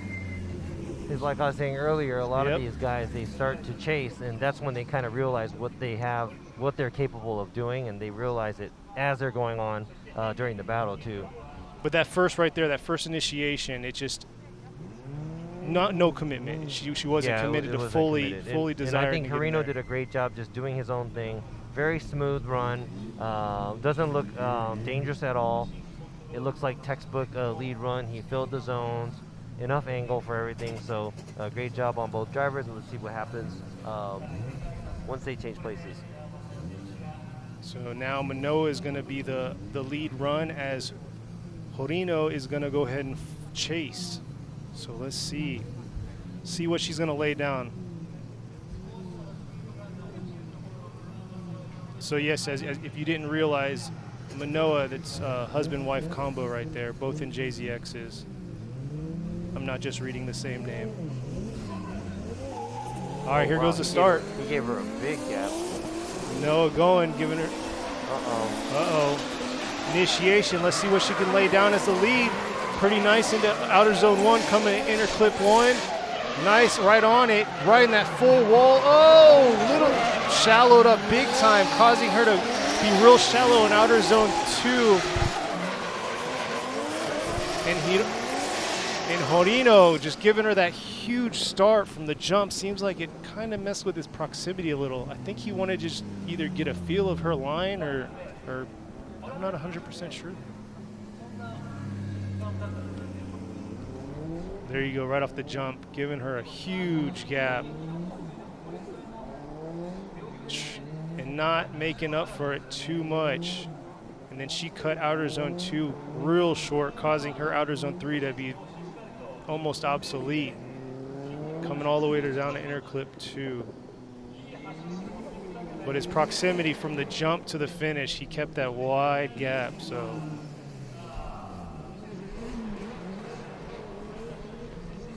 Sorry about that, I was doing a lot of thinking right now. He's got more on his mind than just having to commentate, so. Judging's a lot more for him. Yeah, that was a big gap that he gave her though. And from the, yeah. It was almost too safe for him, like he wanted to play it safe. But he's still deliberating on what he's looking at. Go from there. Oh, camera should be over there.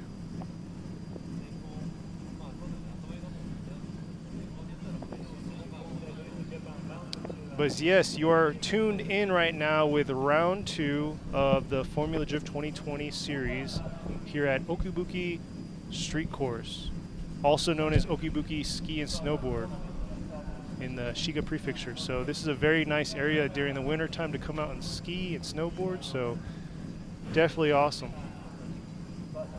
But at the same time, like we were talking about yesterday, this place is not only here for, oh, here goes the scores. Let's get to this. Yoshiro, Ryan, and Robbie both go for Horino. Yeah, so there was a lot of pause right now because we had to really give it a thought because that was close to being an active chase. But at the same time, Minowa did not have much proximity either, so we just figured that the chase runs would be a wash. They're both not so good on proximity, and we just had to go to the lead runs. And Horino did slightly better on running the outside lines. And that was from me. The other two judges had their own thoughts as well, but that was my thought of this. So I had to give it a thought where it almost could have been one more time. And that's a big risk that the Horino took, where he gave her way too much gap. And he was actually the number 2 qualifier too. Yes. So I was expecting a little more out of him, but you know, he's going to really have to step up for the top 16. And also, I think that he was running the outside line, outside zone 2 and everything. He's supposed to be mimicking them. Yeah, so now we have Mizutani and Hashi. Both S15 SR powered right here. Let's see what they got. Nice line with one another. Proximity isn't quite there. Oh, clip the outer zone 2, coming to outer zone 3. And running away a little bit from him to inner clip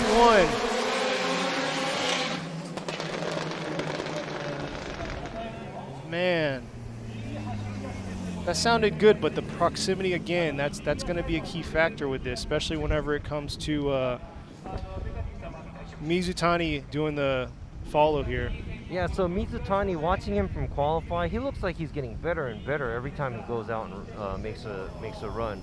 Hashi is the 4th place, not out, right off the podium from Tsugo last round. We're kind of surprised everybody because he's an SR powered S15. But both these cars are something to watch. I'm afraid that it's going to be something very similar again. So hopefully one of these cars does something spectacular. I mean, this is going to be a close call, I think. Both S15s, both SRs, you know, both experienced drivers. So let's see what they got. Let's see what Hashi's going to do right here. Hashi coming in. Whoa, nice crazy angle coming in, causing Mizutani to lose everything there. Hashi holding it out, coming around. Outer zone 3, pushing all, straight, looked like he corrected a little there, coming around to inner clip 2. Man, Hashi came to party. These guys don't want to make it easy for us, right? I know. Hashi literally entered wanting to party with the extreme angle. Here you go, here's the replay. Just flicking it out, just going, but still straighten up a little right there too. Sometimes being too aggressive like that can be negative for you. But yes, this top 32 is not making it easy for the judges at all.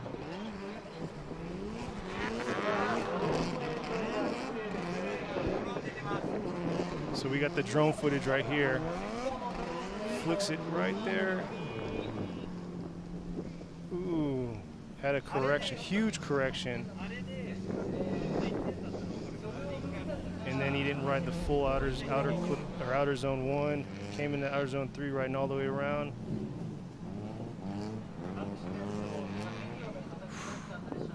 Definitely a hard call there. These judges definitely got it out for them today. But with both S15 SR powered, we were expecting the same type of run as the first one. So we're going to check out another replay and go from there. That initiation, though,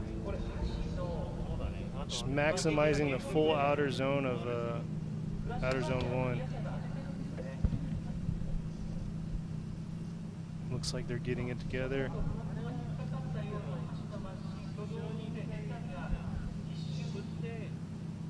But yes, back what I was talking about earlier.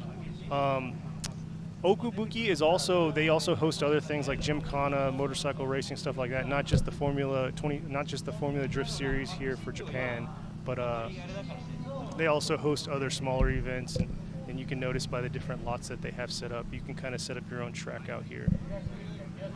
But let's see what they got to say now.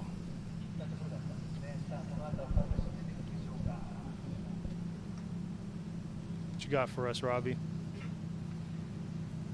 You guys will find out in a minute, but I will be doing some explaining after that run too. But this is a very close call where, once again, we would have to go with the rules that we have and also what we want to see. Mm-hmm.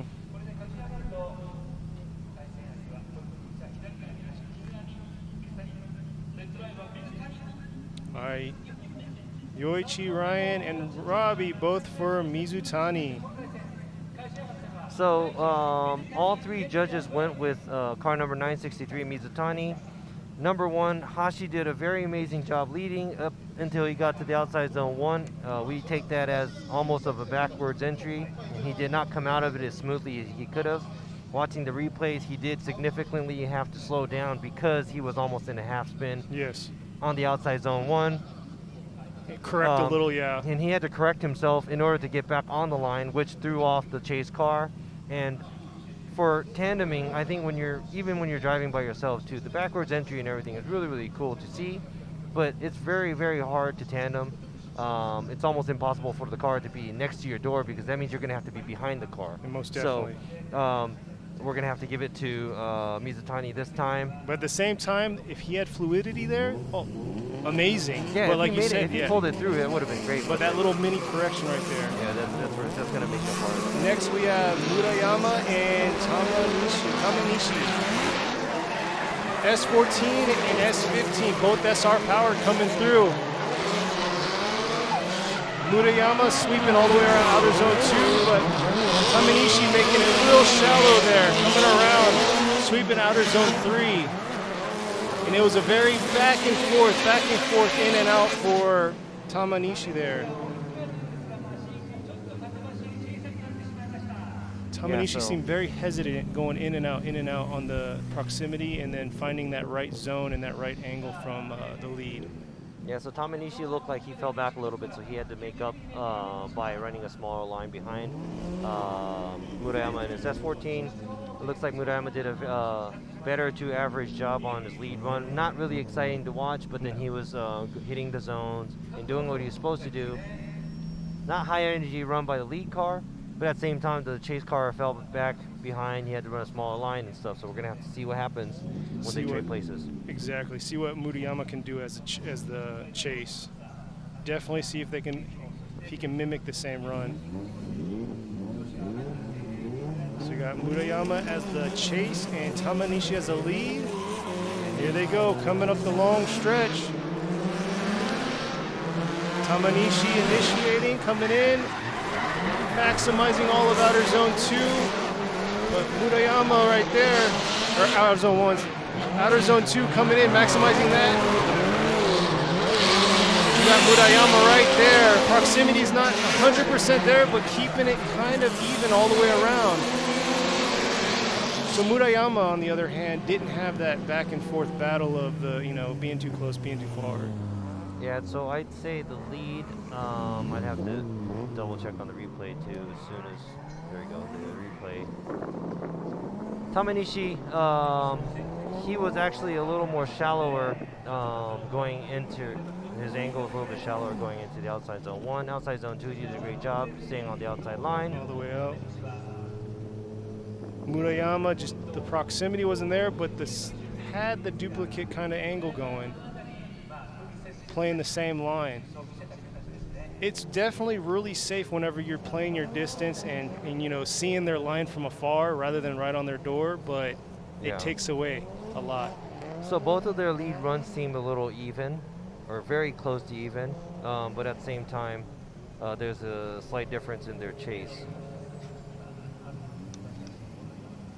Well, definitely for sure a Silvia won. Yeah, I think the Silvia won. Oh, yeah. I think the SR Silvia won. Yeah, I think so too. I know so. Are you sure? You sure? Put lunch or? All right, let's see what the judges have to say for this.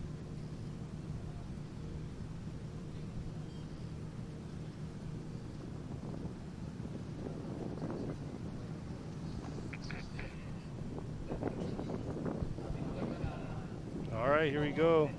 Yoichi, what does he have?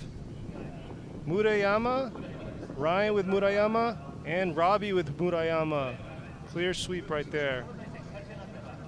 Murayama with the S14 SR right there. Yeah, I think the factor was the chase where I think even though there wasn't much proximity from each driver, Murayama had a better pace. He was running a little bit better line and a better angle behind the car, where Tamanishi had to gain proximity by running a smaller line, and for me that was the obvious factor there. Yeah. So next we have Takaki and Ishiguro.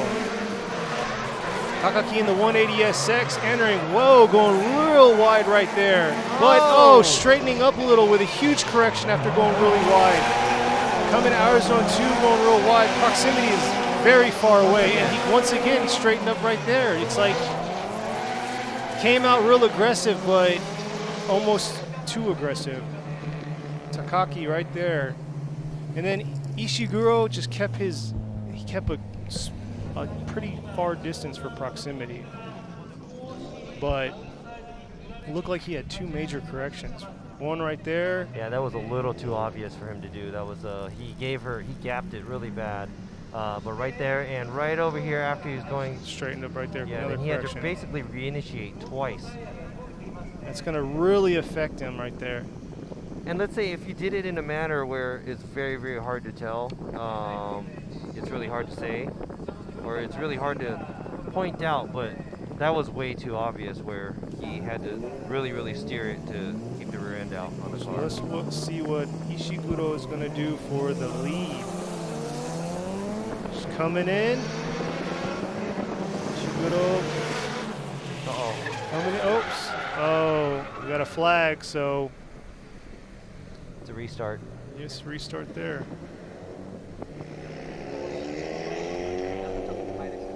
I guess she hit a cone. So okay. One strike for her.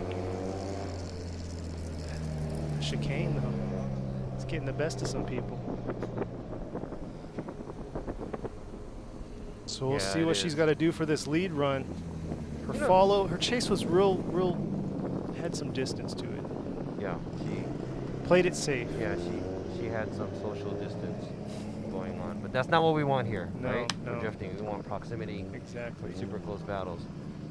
But I mean, look at obviously there might be some kind of power difference in between these two cars. I believe they're both SR. SR powered. And looks like there's a small, slight power difference coming up the hill, stuff like that. So let's see how well Takaki could pressure her. Exactly. Committing to this initial. He is sitting on two large mistakes that he made in his lead run. Here we go. Ishiguro entering in. Nice angle, outer zone 1. Oh, no! That's not what you want to see right there. Not at all. Oh, no. Her wheels pushed back. Yes, it got pushed back. She did some damage to that S15. Had nice initiation, nice angle into outer zone 1, but sustained some damage right there.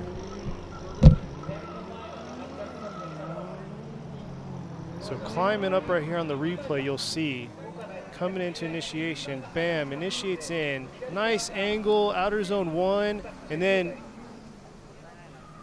almost felt too wide and gripped up.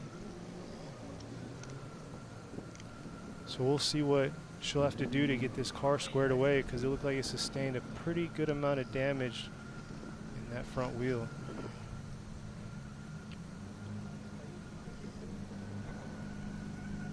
Ooh. So let's see what the judges are going to say. Going back to the start line right here, just limping through. Let's see.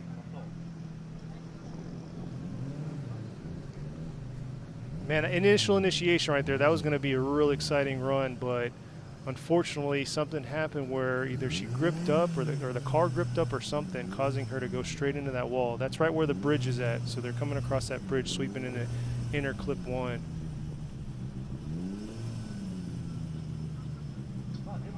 Still deliberating.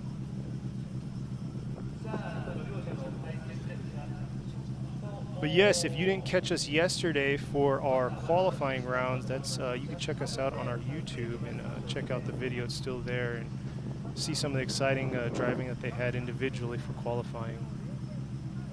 Definitely was a nice day. Today is real nice and cool compared to yesterday. It has a nice breeze going on. Clouds are coming in a little bit, but not too bad.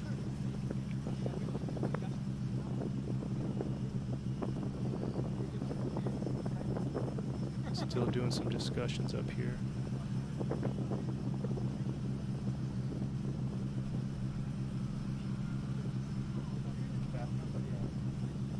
Oh, no. I thought they're both incomplete, so I figured it was. Other than that, I mean, also, if you get a chance, go ahead and go to Formula Drift, the US page, and check out their skills battle they did last weekend. It's presented by Turn 14. They did a little skills battle between a few drivers. They had to do the biggest initiation, some wall riding, and a little bit of drag racing. Definitely an interesting thing to watch out, or watch. Let's see.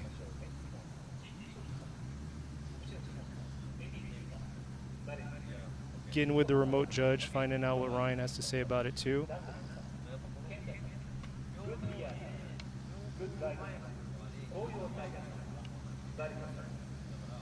Definitely interesting top 32 though, with a lot of deliberation, figuring out. But then again, this is a very technical course compared to last event at Sugo for round 1. That was a very long stretch, huge sweeping turns compared to this real technical, tight turn, tight corner track that we have here at Okuibuki. But let's see. How's it going, Robbie? How you doing? I'm just sitting here being quiet. No, I'm just kidding. We were just discussing what happened on track right now. I was going to say, I'm just sitting here talking to myself. Oh, okay. Were you talking about the weather that we have right now? It's very nice right now. Compared to yesterday? Oh, compared to yesterday, yes. Okay. So let's see what we got. One more time for Yoshi. One more time for Ryan, and one more time for Robbie. So all 3 judges went with the one more time because basically both cars zeroed out. They had an incomplete for the lead runs. Because the 2 corrections, yeah. So going back to the rules that we have, if both cars doesn't give the chance for a chase car to run, we can't really compare the chase to chase, because then we're going to have to say, oh, this guy zeroed at in clip 1, or she zeroed at after outside zone 1. Outside zone 1, yeah. So it's going to be hard where we're going to have to start going down like percentage of who gave however much space for this guy to chase and don't chase. Well, the biggest challenge now is for her pit crew to come in and, you know, get that car back together, figure out what happened in that small collision she had. Well, that's that. Even if both cars were broken or not broken, it doesn't really matter. Yeah. For this battle, we just have to go with the one more time because both lead cars incompleted. Oh, yes. No, just talking about the one more time that they're about to do. Oh, they're about to do, Getting a collection of that car back together to be ready to go. Oh, no, this one more time. We're not going right back to the one more time. Oh, I know. We're It's probably going, gonna go to the, next but they have a battle, little bit of time to get it all squared away. Yes. All right.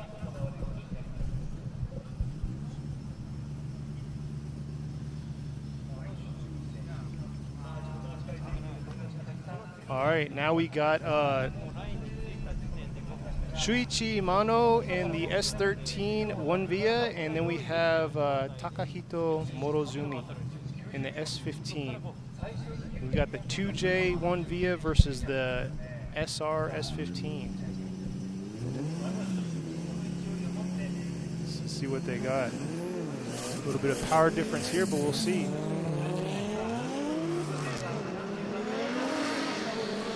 All right, you got Mano coming in, initiating, coming in, full angle. Little shallow there, but coming into inner clip 1, just pulling away right there. Outer zone 2, sweeping the full back wall of outer zone 2, but really shallowed up in outer zone 3 and leaving Morozumi behind. I don't know if that attributes to the power difference between the 2J and SR, but Mano definitely pulled away from Morozumi. Yeah, the gap was significant. Looks like Mano did not do a good job leading, though. He kind of didn't fill outside zone 2. He did an okay job. Well, he did a good job, actually, on outside zone 2. But outside zone 3 was outside zone 3, he kind of went away. Got real shallow and just kind of like gunned it more straight than with angle. But at the same time, Morozumi's proximity is nowhere near anything right now. Oh, too, yes. So most definitely on that.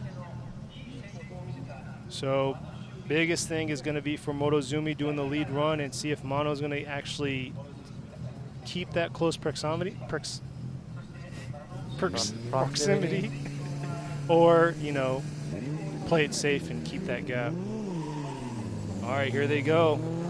Morozumi in the lead with S15. Mano coming up with the 2J. See if this power is going to push through. Nice initiation right there in outer zone 1, coming in inner clip 1. Proximity's there.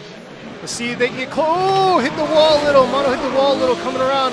Morozumi maximizing everything there. But Mano not being phased, just pushing through. That's the proximity I was kind of looking for that. But, man, kissing that wall right there. yeah, so I'm going to have to double check on how affected the car was when he hit the wall, but great job on both drivers. Morozumi looked like he was doing his own thing. He was running the outside line. Good job on outside zone 1. In clip 2, and he also made this contact as well. He made the contact as well. He did get corrected because of the wall tap, but it looks like he has really good proximity and he's pushing it, giving him pressure throughout the track. It's like Mano didn't let the wall phase him. No. Just kept pushing through. And that's what it's about at this level, you know, pushing through, making things happen. So let's see. And you have to put that in factor too. One car doesn't have proximity and the other car is pushing it. So, like we were talking about earlier, the risk that you're taking and the reward you're getting from trying to be close, we have to actually honor that, you know, because that's true. You know, well, it is. Between that and then I guess the angle, if they're sharing the same, the chase is getting that same angle, even with the proximity, it's going to be key too. Because if you play your your cards, that you play your distance to be safe, it's not going to make a difference when the proximity is closer and you're hugging them better. Yeah.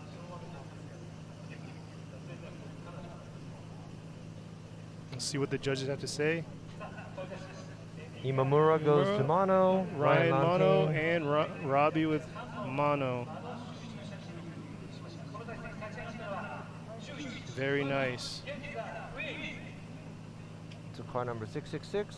Mano is moving on. Mano with the win. The third qualifier.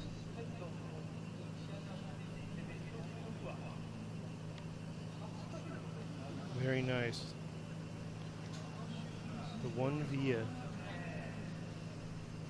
All right, next we have number 344, Hayato Miyoshi in the R34, and number 555, Yukio Fausto in the S15 2J. Here they go. Miyoshi has the lead and Fausto follow. Got a flag. Restart. Restart.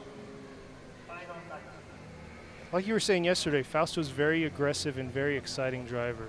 So I'm expecting a lot of smoke out of him. Yes, and Miyoshi is a veteran in FD Japan.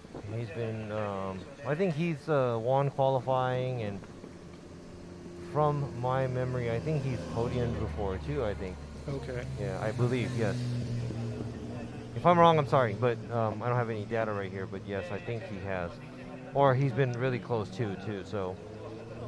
The veteran in FD Japan. Fausto is still, well, no, he has been in a few rounds previously too, so. But he is a wild guy. Aggressive driving versus And that's what we want to Miyoshi see. is very subtle, very clean, adult. So it's like an adult versus a kid. We want to see this aggressiveness right here. Exactly, whatever that's exciting. All right, let's see. Miyoshi coming in for the lead and Fausto following, coming in. Outer zone 1, maximizing it. Look at that proximity right there. That's what we're looking for. All the way. Ooh, little clip off of his front bumper coming around, but Fausto not phased by it, pushing all the way through, coming around to outer zone 3. Trying to get closer, get his proximity closer, but man. Yeah, so Fausto looks like he was very aggressive from the beginning. Yes. The only part that he had that was wrong, maybe he was a smaller line in from out zone 3 to 2 to 3. He did get a little too close, didn't give the lead car to do his transition after the in-clip. But it didn't look like it affected him anyway. So. Here's a little kiss right there. Boop, kissed him. It was actually more of a booty bump by Miyoshi. Okay, yeah. But they didn't phase him. That's the thing. No. Like, he just kept pushing through and made it happen. I called it, though, didn't I? It was going to be exciting. Felt pretty good. You said that for all the battles. Well, you know, this one was more exciting. Yeah, but that was a pretty good battle. Really Chase exciting. run, yes. Yeah, let's see. Now Miyoshi's gonna have to probably come out of his comfort zone and become aggressive too. And then Fausto has to put down a good lead run. Nice outer zones, hit them all and make it happen. Here goes Fausto for the lead and Miyoshi coming for the chase. Fausto with an early initiation coming in. Little shallow on outer zone 1, but coming to inner clip 2, which is going to cause it to be a little. There he goes, flicking it back around. Outer zone 2, staying outside. Oh, coming around, but man, Miyoshi right there on his door, coming around. And you definitely said he came out of his shell there. Yeah, he did. That was His very comfort exciting zone, to watch. yes. Yes. Talk about being on his door. So let's see this replay. Real shallow there. Didn't hit that outer zone 1. Inner zone, inner clip. Yeah, then he didn't go as deep to the wall. Yeah, it was pretty Right shallow here, it looks there. like Miyoshi was very, very shallow on the shallow line, but he didn't lose his drift. But he did that to gain proximity.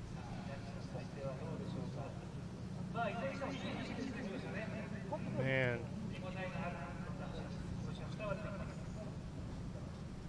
Definitely nice and exciting right there toward the end.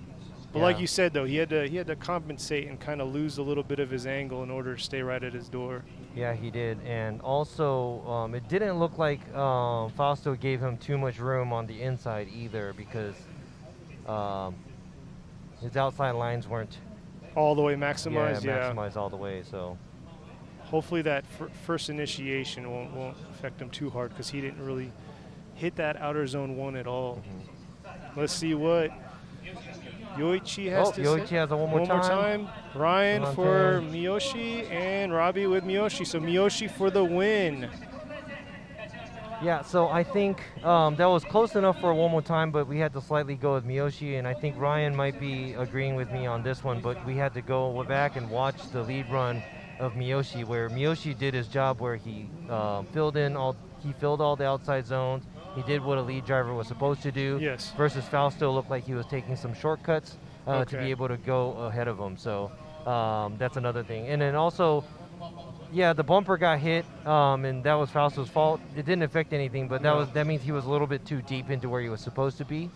So definitely overall, you know, it was a good run by both of them. Yes, it was a very, very nice run. Gave us some excitement there, you know, throwing some smoke and bumping doors or being right against each other's doors. But Miyoshi with the victory with R34. Next, we have Kenji.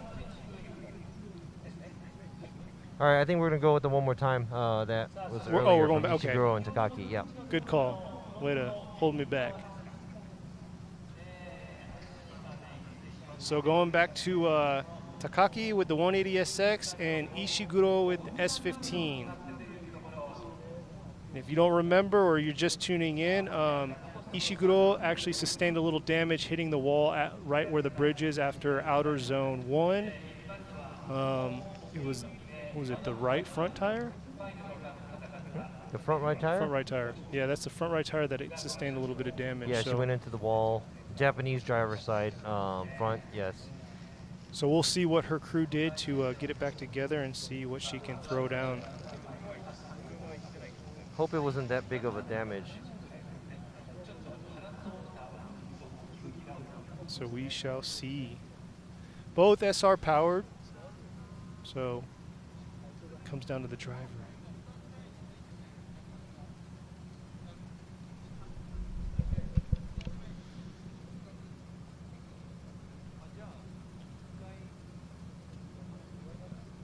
Trying to check out the start line right now. Looks like we got one of the cars there right now, waiting on the other car.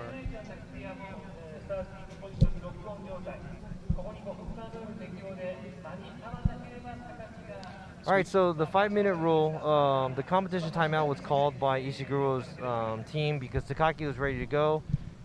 We had to have them back on the line, but she is fixing and repairing her car from the crash that she had earlier, and now we were just waiting. I think there's about 2 minutes left.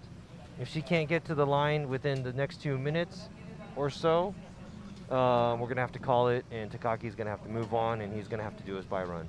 Okay. Well, let's hope. Looking forward to this. Yeah, and then this is where it's cool, where we don't have cameras down there right now to show you, but the team is scrambling. How quick they're running to get things done. And I got to tell you, man, these guys that are behind the scenes, yes, the drivers, it's all glamorous, the drivers in the car, and, you know, all that stuff is nice too, but at the same time, the guys that are supporting it, the mechanics, the crew, the spotters, all those guys, round of applause to those guys. And what do they since say? we do have time right now, the FDUSA season is going to start. When is it next starting weekend. again? Next weekend. Upcoming next weekend. It's going to be in St. Louis, Missouri. Two of the rounds. It's going to be back-to-back on the same weekend. So you got back-to-back weekends of excitement. You got Formula Drift Japan and Formula Drift in the States in Seattle. Or not Seattle, St. Louis. St. Louis, Missouri. So we're excited to see that. Tune in on that. Yeah, it's going to be exciting too. So watch the behind the scenes as well. FD's been pumping videos out on what's happening behind the scenes, stuff like that too. So it's really interesting to see these guys and the preparation of what they bring to the track and how fast they work on these cars. I mean, we see guys that are doing engine swaps in 40 minutes and amazing things. So see the little bit of drone footage. They sweep through the pit area, but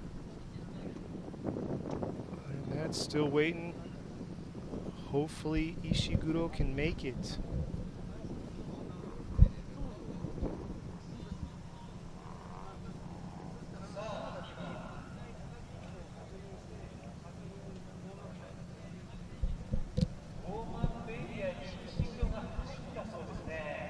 Hey, and guess what? She made it. She made it. She made it. Yeah, she made it within. The car's been repaired, and she is coming to the start line right now. So both of the cars are going to be going back to the warm-up box. That's good to hear. Yeah. Definitely. But like you said, that shows the dedication and how much that the crew puts in to make things happen. And then this is the camaraderie of all the teams, too. sometimes you'll go to other teams and you're like, yo, I need this, or can I borrow this? And then sometimes, Okay. you know, you see like a lot of other team members jumping in and helping out, you know, their friends and their rivals and stuff. You know, that's really There exciting. you go. Yeah. You can see the car in the burnout box getting checking out everything, making sure everything's solid. And this is the hard part for her too, because the car just got repaired, and I really doubt that they've done a really good tow on it. The car might not be 100%. It looks like it's a little towed in. I'm not sure, but it probably doesn't feel 100%. So she's gonna have to drive under this pressure. So you're gonna have Takaki as the lead. It's Takaki. Takaki against Ishiguro. Ishiguro with the follow for chase. Let's see. Here they go, starting up, coming up the strip. Takaki coming in, taking a full angle sweep of that. Oh! Finishing up the run right here. Takaki riding all the way around. Outer zone 3 and inner clip 1. So I'm really wondering that quick fix maybe played a factor in this. Yeah, See the she was replay. probably uncomfortable. Takaki's entry wasn't that good either. It was almost like a backwards, Yeah, he close to came in backwards. full He threw wide, it really yeah. hard. Right here. Didn't hit the full outer zone, but yeah. Something happened with the vehicle there. Definitely not ideal to get your car, you know, get major maintenance done to it right in the middle of a heated competition. Yeah, so. not being able to go and test it either. You know, Exactly. it's But hats off for the team for getting that car back at that start line, ready to go. yeah. I mean, I'm not sure what they repaired on the car, but Oh. okay. I guess they did go. They did go and try to repair the car, but she came back and they called it. She is not going to make a run. Which that's going to push Takaki to the next stage here. So Takaki with the 180SX SR is going to be moving on.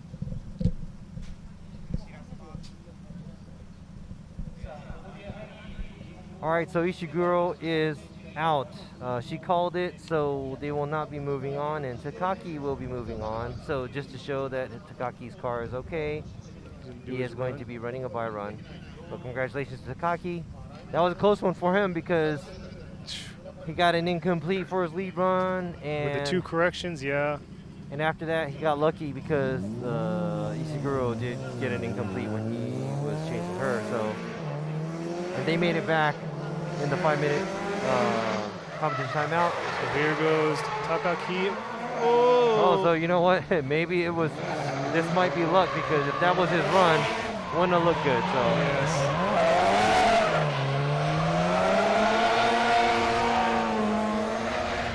Well, like you said, running this by run, making sure the car is good to go. But it could have played different there. Yeah.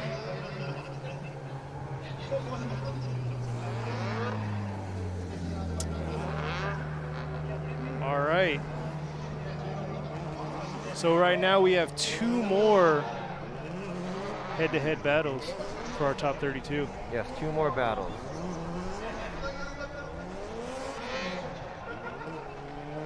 So how's it been for the judging? Has it been pretty a lot of deliberations? There's already a few calls that really caught us off guard. Very hard calls to make, but we have to go back to experience and also going over rules and what we talk about during driver's meeting too. Exactly. And we have to go with what we spoke about before. Other than that, but that's what, you know, that's how it goes whenever it's live judging right on the spot, getting it done. So yeah, there's been a few really close battles that were really exciting too, and as we move on to top 16 after this, it's going to get more intense. So I'm looking forward to seeing more closer battles, but at the same time that does give us a risk of making it harder for us to make our decisions. yes. All right. Got one of the vehicles up and ready at the start line. So coming up next is going to be car 888 Kenji Yamada, also known as Jamaken, in the S15 that's powered by an SR. And then you got number 73 Kazuki Hayashi in the S15 2J power. So you got a 2J and an SR. But this is a technical course, so let's see what they're gonna put down right here with Jamaken in the lead and Hayashi in the chase. Hayashi right on his door. Oh, nice! In the outer zone 1, coming to inner clip 2 or inner clip 1, sweeping around. Hayashi kind of backed off a little bit on that, but still coming in inner clip 1. Wow, that's all I have to say. That was there was something touching. I'll give you this. That's probably been the best entry out of this top 32 with tandem. And that's a lot of trust to the car that you're chasing to throw yourself into the out zone 1. The lead run right here. Little shallow dumping out of there, which is going to mess with your angle. I think Jamaken was leaving the outside zone 2 a little bit too early. But overall, that was a pretty good lead run. But the chase, the proximity was just, I mean, it was obvious. Yeah. It was there, but then he kind of laid off a little. But, man, that initial initiation was amazing. He was actually pretty close throughout, but you're comparing it to what happened at the entry. That's why. True, I know, exactly.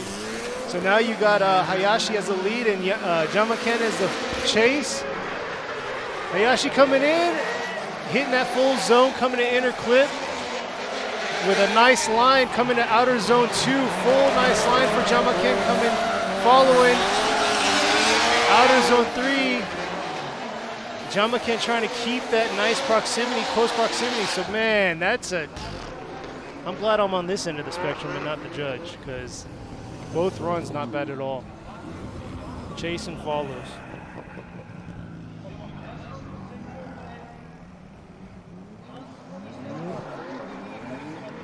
We have Robbie over here deliberating, speechless, so that says something. But yes, most definitely both runs very good. Here on the replay you could see coming in, bringing in that proximity right at that last out, or the second inner clip.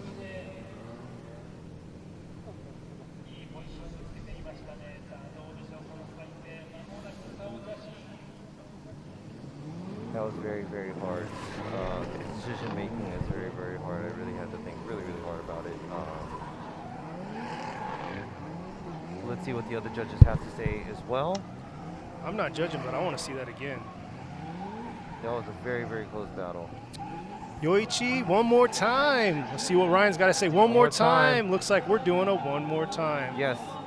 So I went with Hayashi because it was a very close to a one more time call, but I went with Hayashi because I believe Hayashi's lead run was a little bit better, and he did do the dive in at the in clip, where I have to give him credit for doing that, you know. But that's where I want to see when he comes back around. I want to see if he's going to throw that in just like he did before and throw that commitment.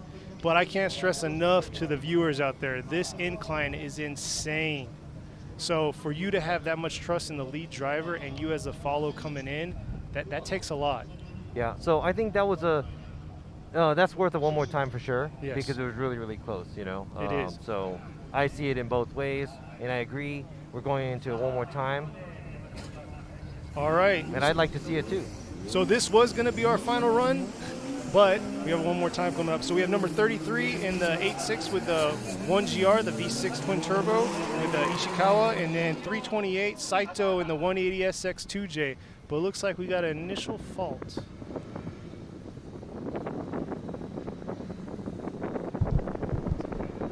Was that a pylon touch? I think, yeah, they hit a column.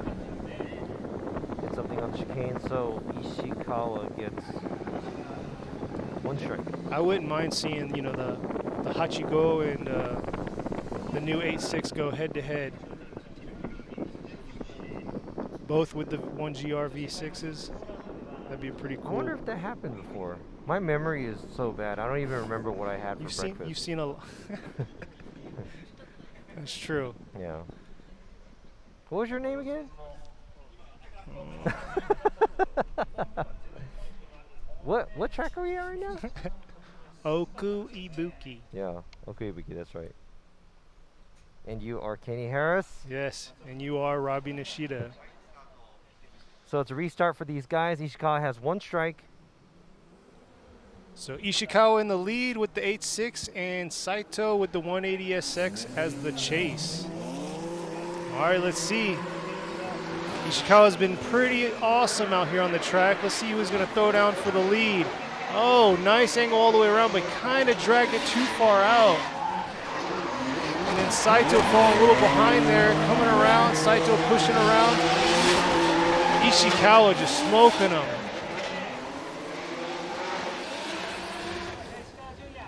Saito was definitely in and out on that with the proximity, but and then Ishikawa, that first outer zone, just pushed it all the way around and probably maximized too much of it, causing Saito to... Yeah, I think Saito was nowhere near, though. No, like his initiation there at outer zone 1 was just obsolete. I think Ishikawa did wash out a little bit too, but at the same time, I don't think it affected the chase driver because the proximity wasn't there. It looked like Saito had to cut some corners where he had to run a smaller line than the lead car. Yes. So overall, Ishikawa did a pretty good job leading. He looked like he filled out all the zones. Saito just needed a little bit more proximity, but let's see what happens with them flipped around. Let's see what Ishikawa's going to do as the chase and Saito as the lead. But yeah, like you were saying, Saito looked like he took that real fine inner line. So here goes Saito taking off. Ishikawa right behind him. Coming in. Ooh. Saito with a little bit out there coming in to inner clip 1, outer zone 2, trying to ride that full wall outside. Ishikawa right there beside him. You know, keeping his distance, but we want them to be closer. Wow, actually, he held a good chase or angle to what the lead was doing, but here's the replay right here. Let's check it out. This initiation right here, like here. See?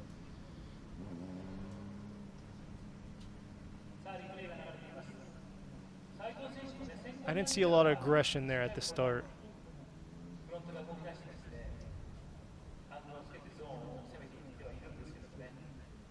Landed the zones, but yeah, that initial start just seemed very safe.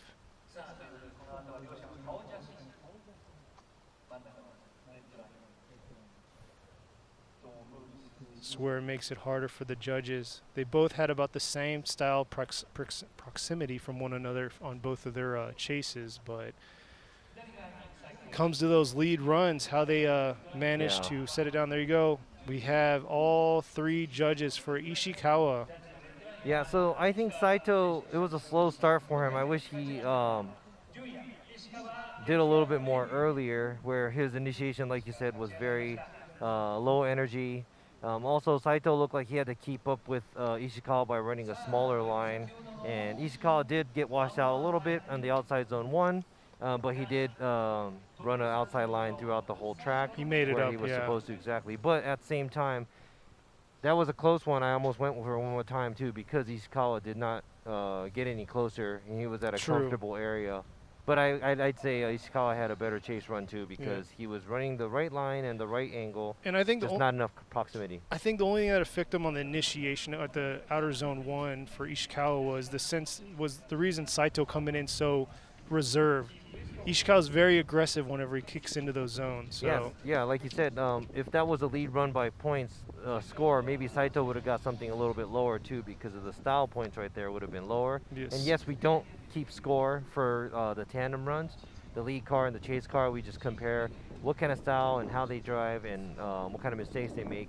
But if this was, let's say, a qualify, because we say the lead car has to run the best qualifier run they can as closest to 100%, 100-point run. And I think if we go by that, I think the lead car, Ishikawa's lead run might have been a little bit better than Saito's, and his chase might have been a little bit better too. So. Okay. Well, so we pretty well went through the whole roster, but now we're coming up back to the one more time. Still got some time till then, but overall, how was the top 32 for you, Robbie?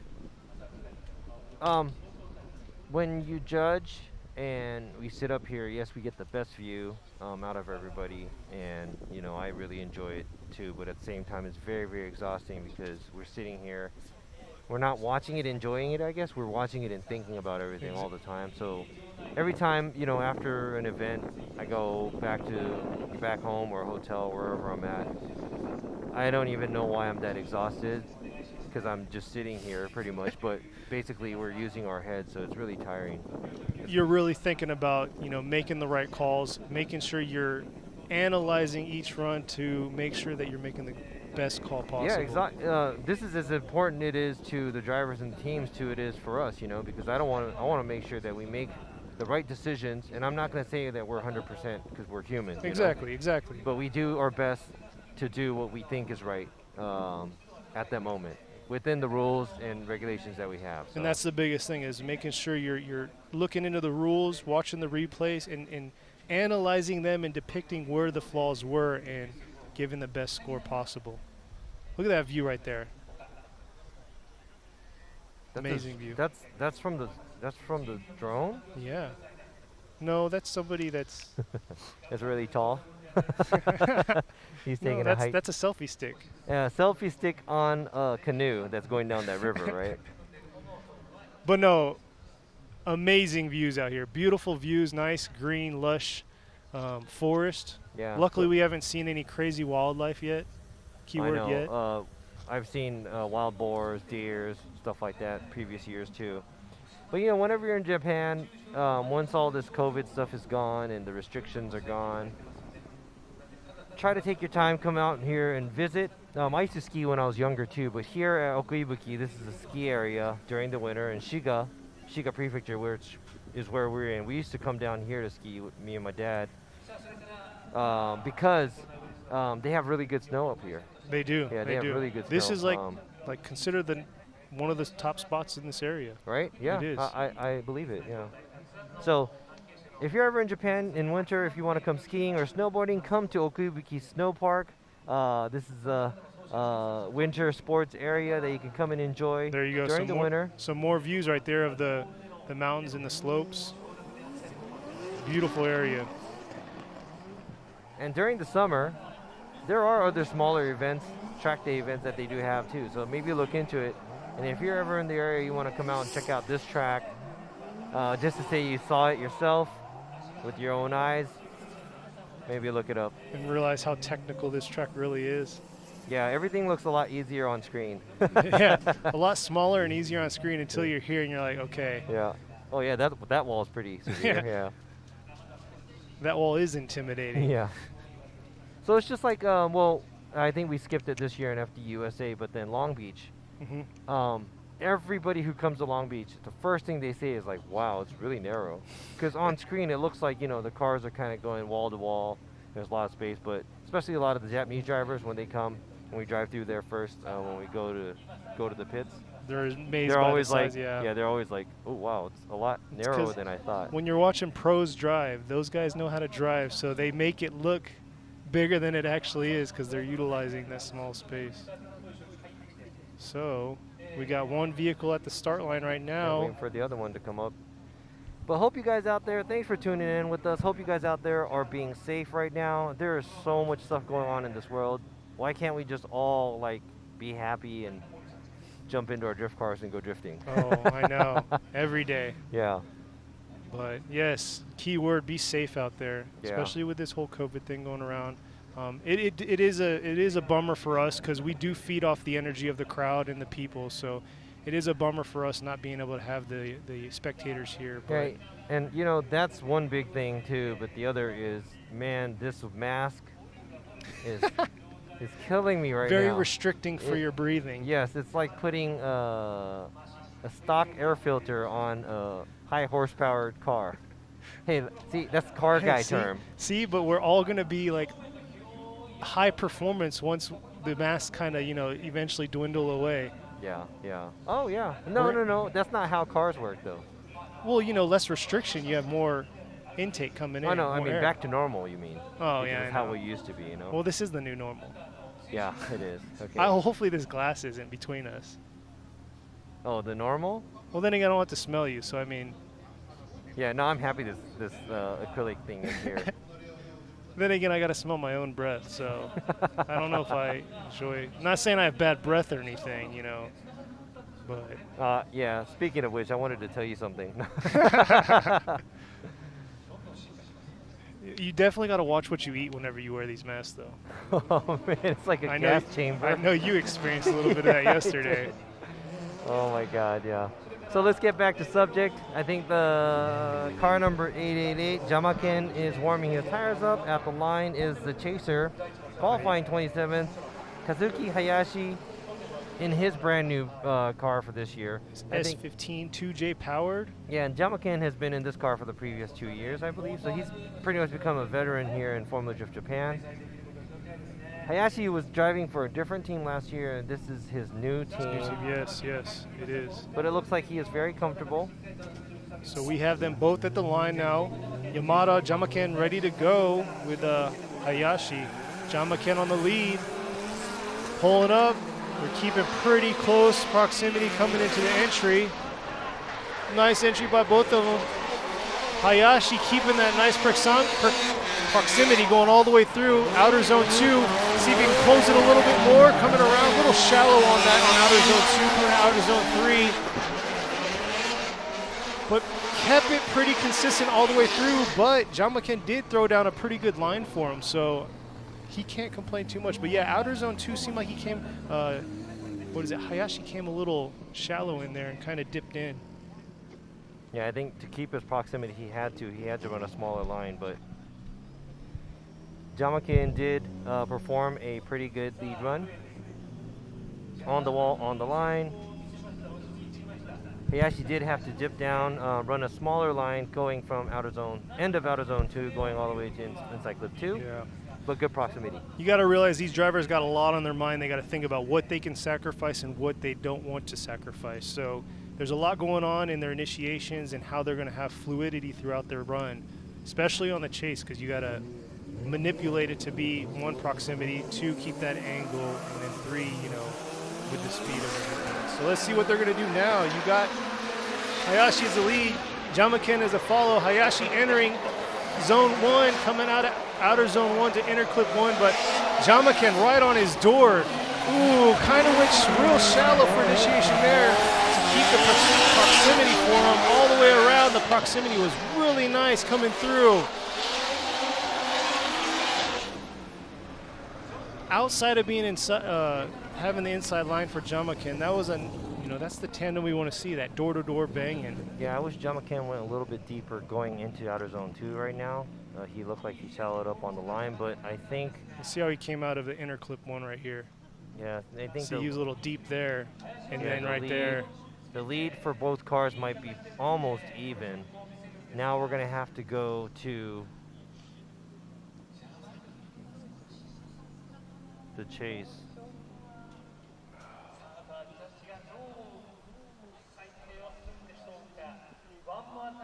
Not making it easy here.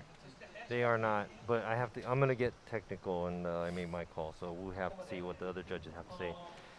But I based off of what I saw, the lead and chase battles. So I wouldn't mind seeing them one more time. I mean, I don't mind seeing it one more time either, yeah. Because we have like an hour break in between top 32 to top 16. That's true. But and there you go, yeah, Hayashi takes the win. All 3 judges go with Hayashi, and I really think that the factor of Yamada not making it is the part where he dove in a little too early, outside zone 2, going all the way to outside zone 3. Very, very close. So with the power difference, 2JSR, do you think that played any factors in it? Yeah, of course. I mean, if you have a lot of power and torque, you can actually go in deeper and be able to dig yourself out of that. Exactly. Where you have to kind of glide in with the lighter car or with the smaller torque car. So, but Jamaken did a really, really great job chasing and leading. That was like a textbook lead run that Jamaken did. He should be proud of his runs, and hopefully next round he can move on further. Learn a little bit from all the drivers that won. Learned a little bit about the tandem here, and hopefully we get more flair next going into the top 16. But as you guys know, that was all 32, top 32 right there, giving us our top 16. Yep, so that was 16 battles. Now we have 16 drivers moving on to the top 16, which we're going to be back in about an hour. So make sure you tune back in. Thank you for joining us today. Once again, we are here in Okuibuki Motor Park. I'm having a great time. How about you? I'm having a blast. And the weather's amazing, so I can't wait to have you guys come back. Check out the top 16. That's where, like you said, the men. The men against the men. Men against. No, but that's where the real men are for the driving. So hopefully you have a lot of exciting driving for the top 16, and we look forward to presenting it to you and showing you what they got. Got anything else? Yep. Make sure you come back for the top 16 ceremony. We got some announcements, and we got a cool thing going on where you're going to be able to see the new Liberty Walk Supra. What? Unveiling on FD Japan here on our live stream. Yes, I'm looking forward to that. All right, make sure you come back. Laters.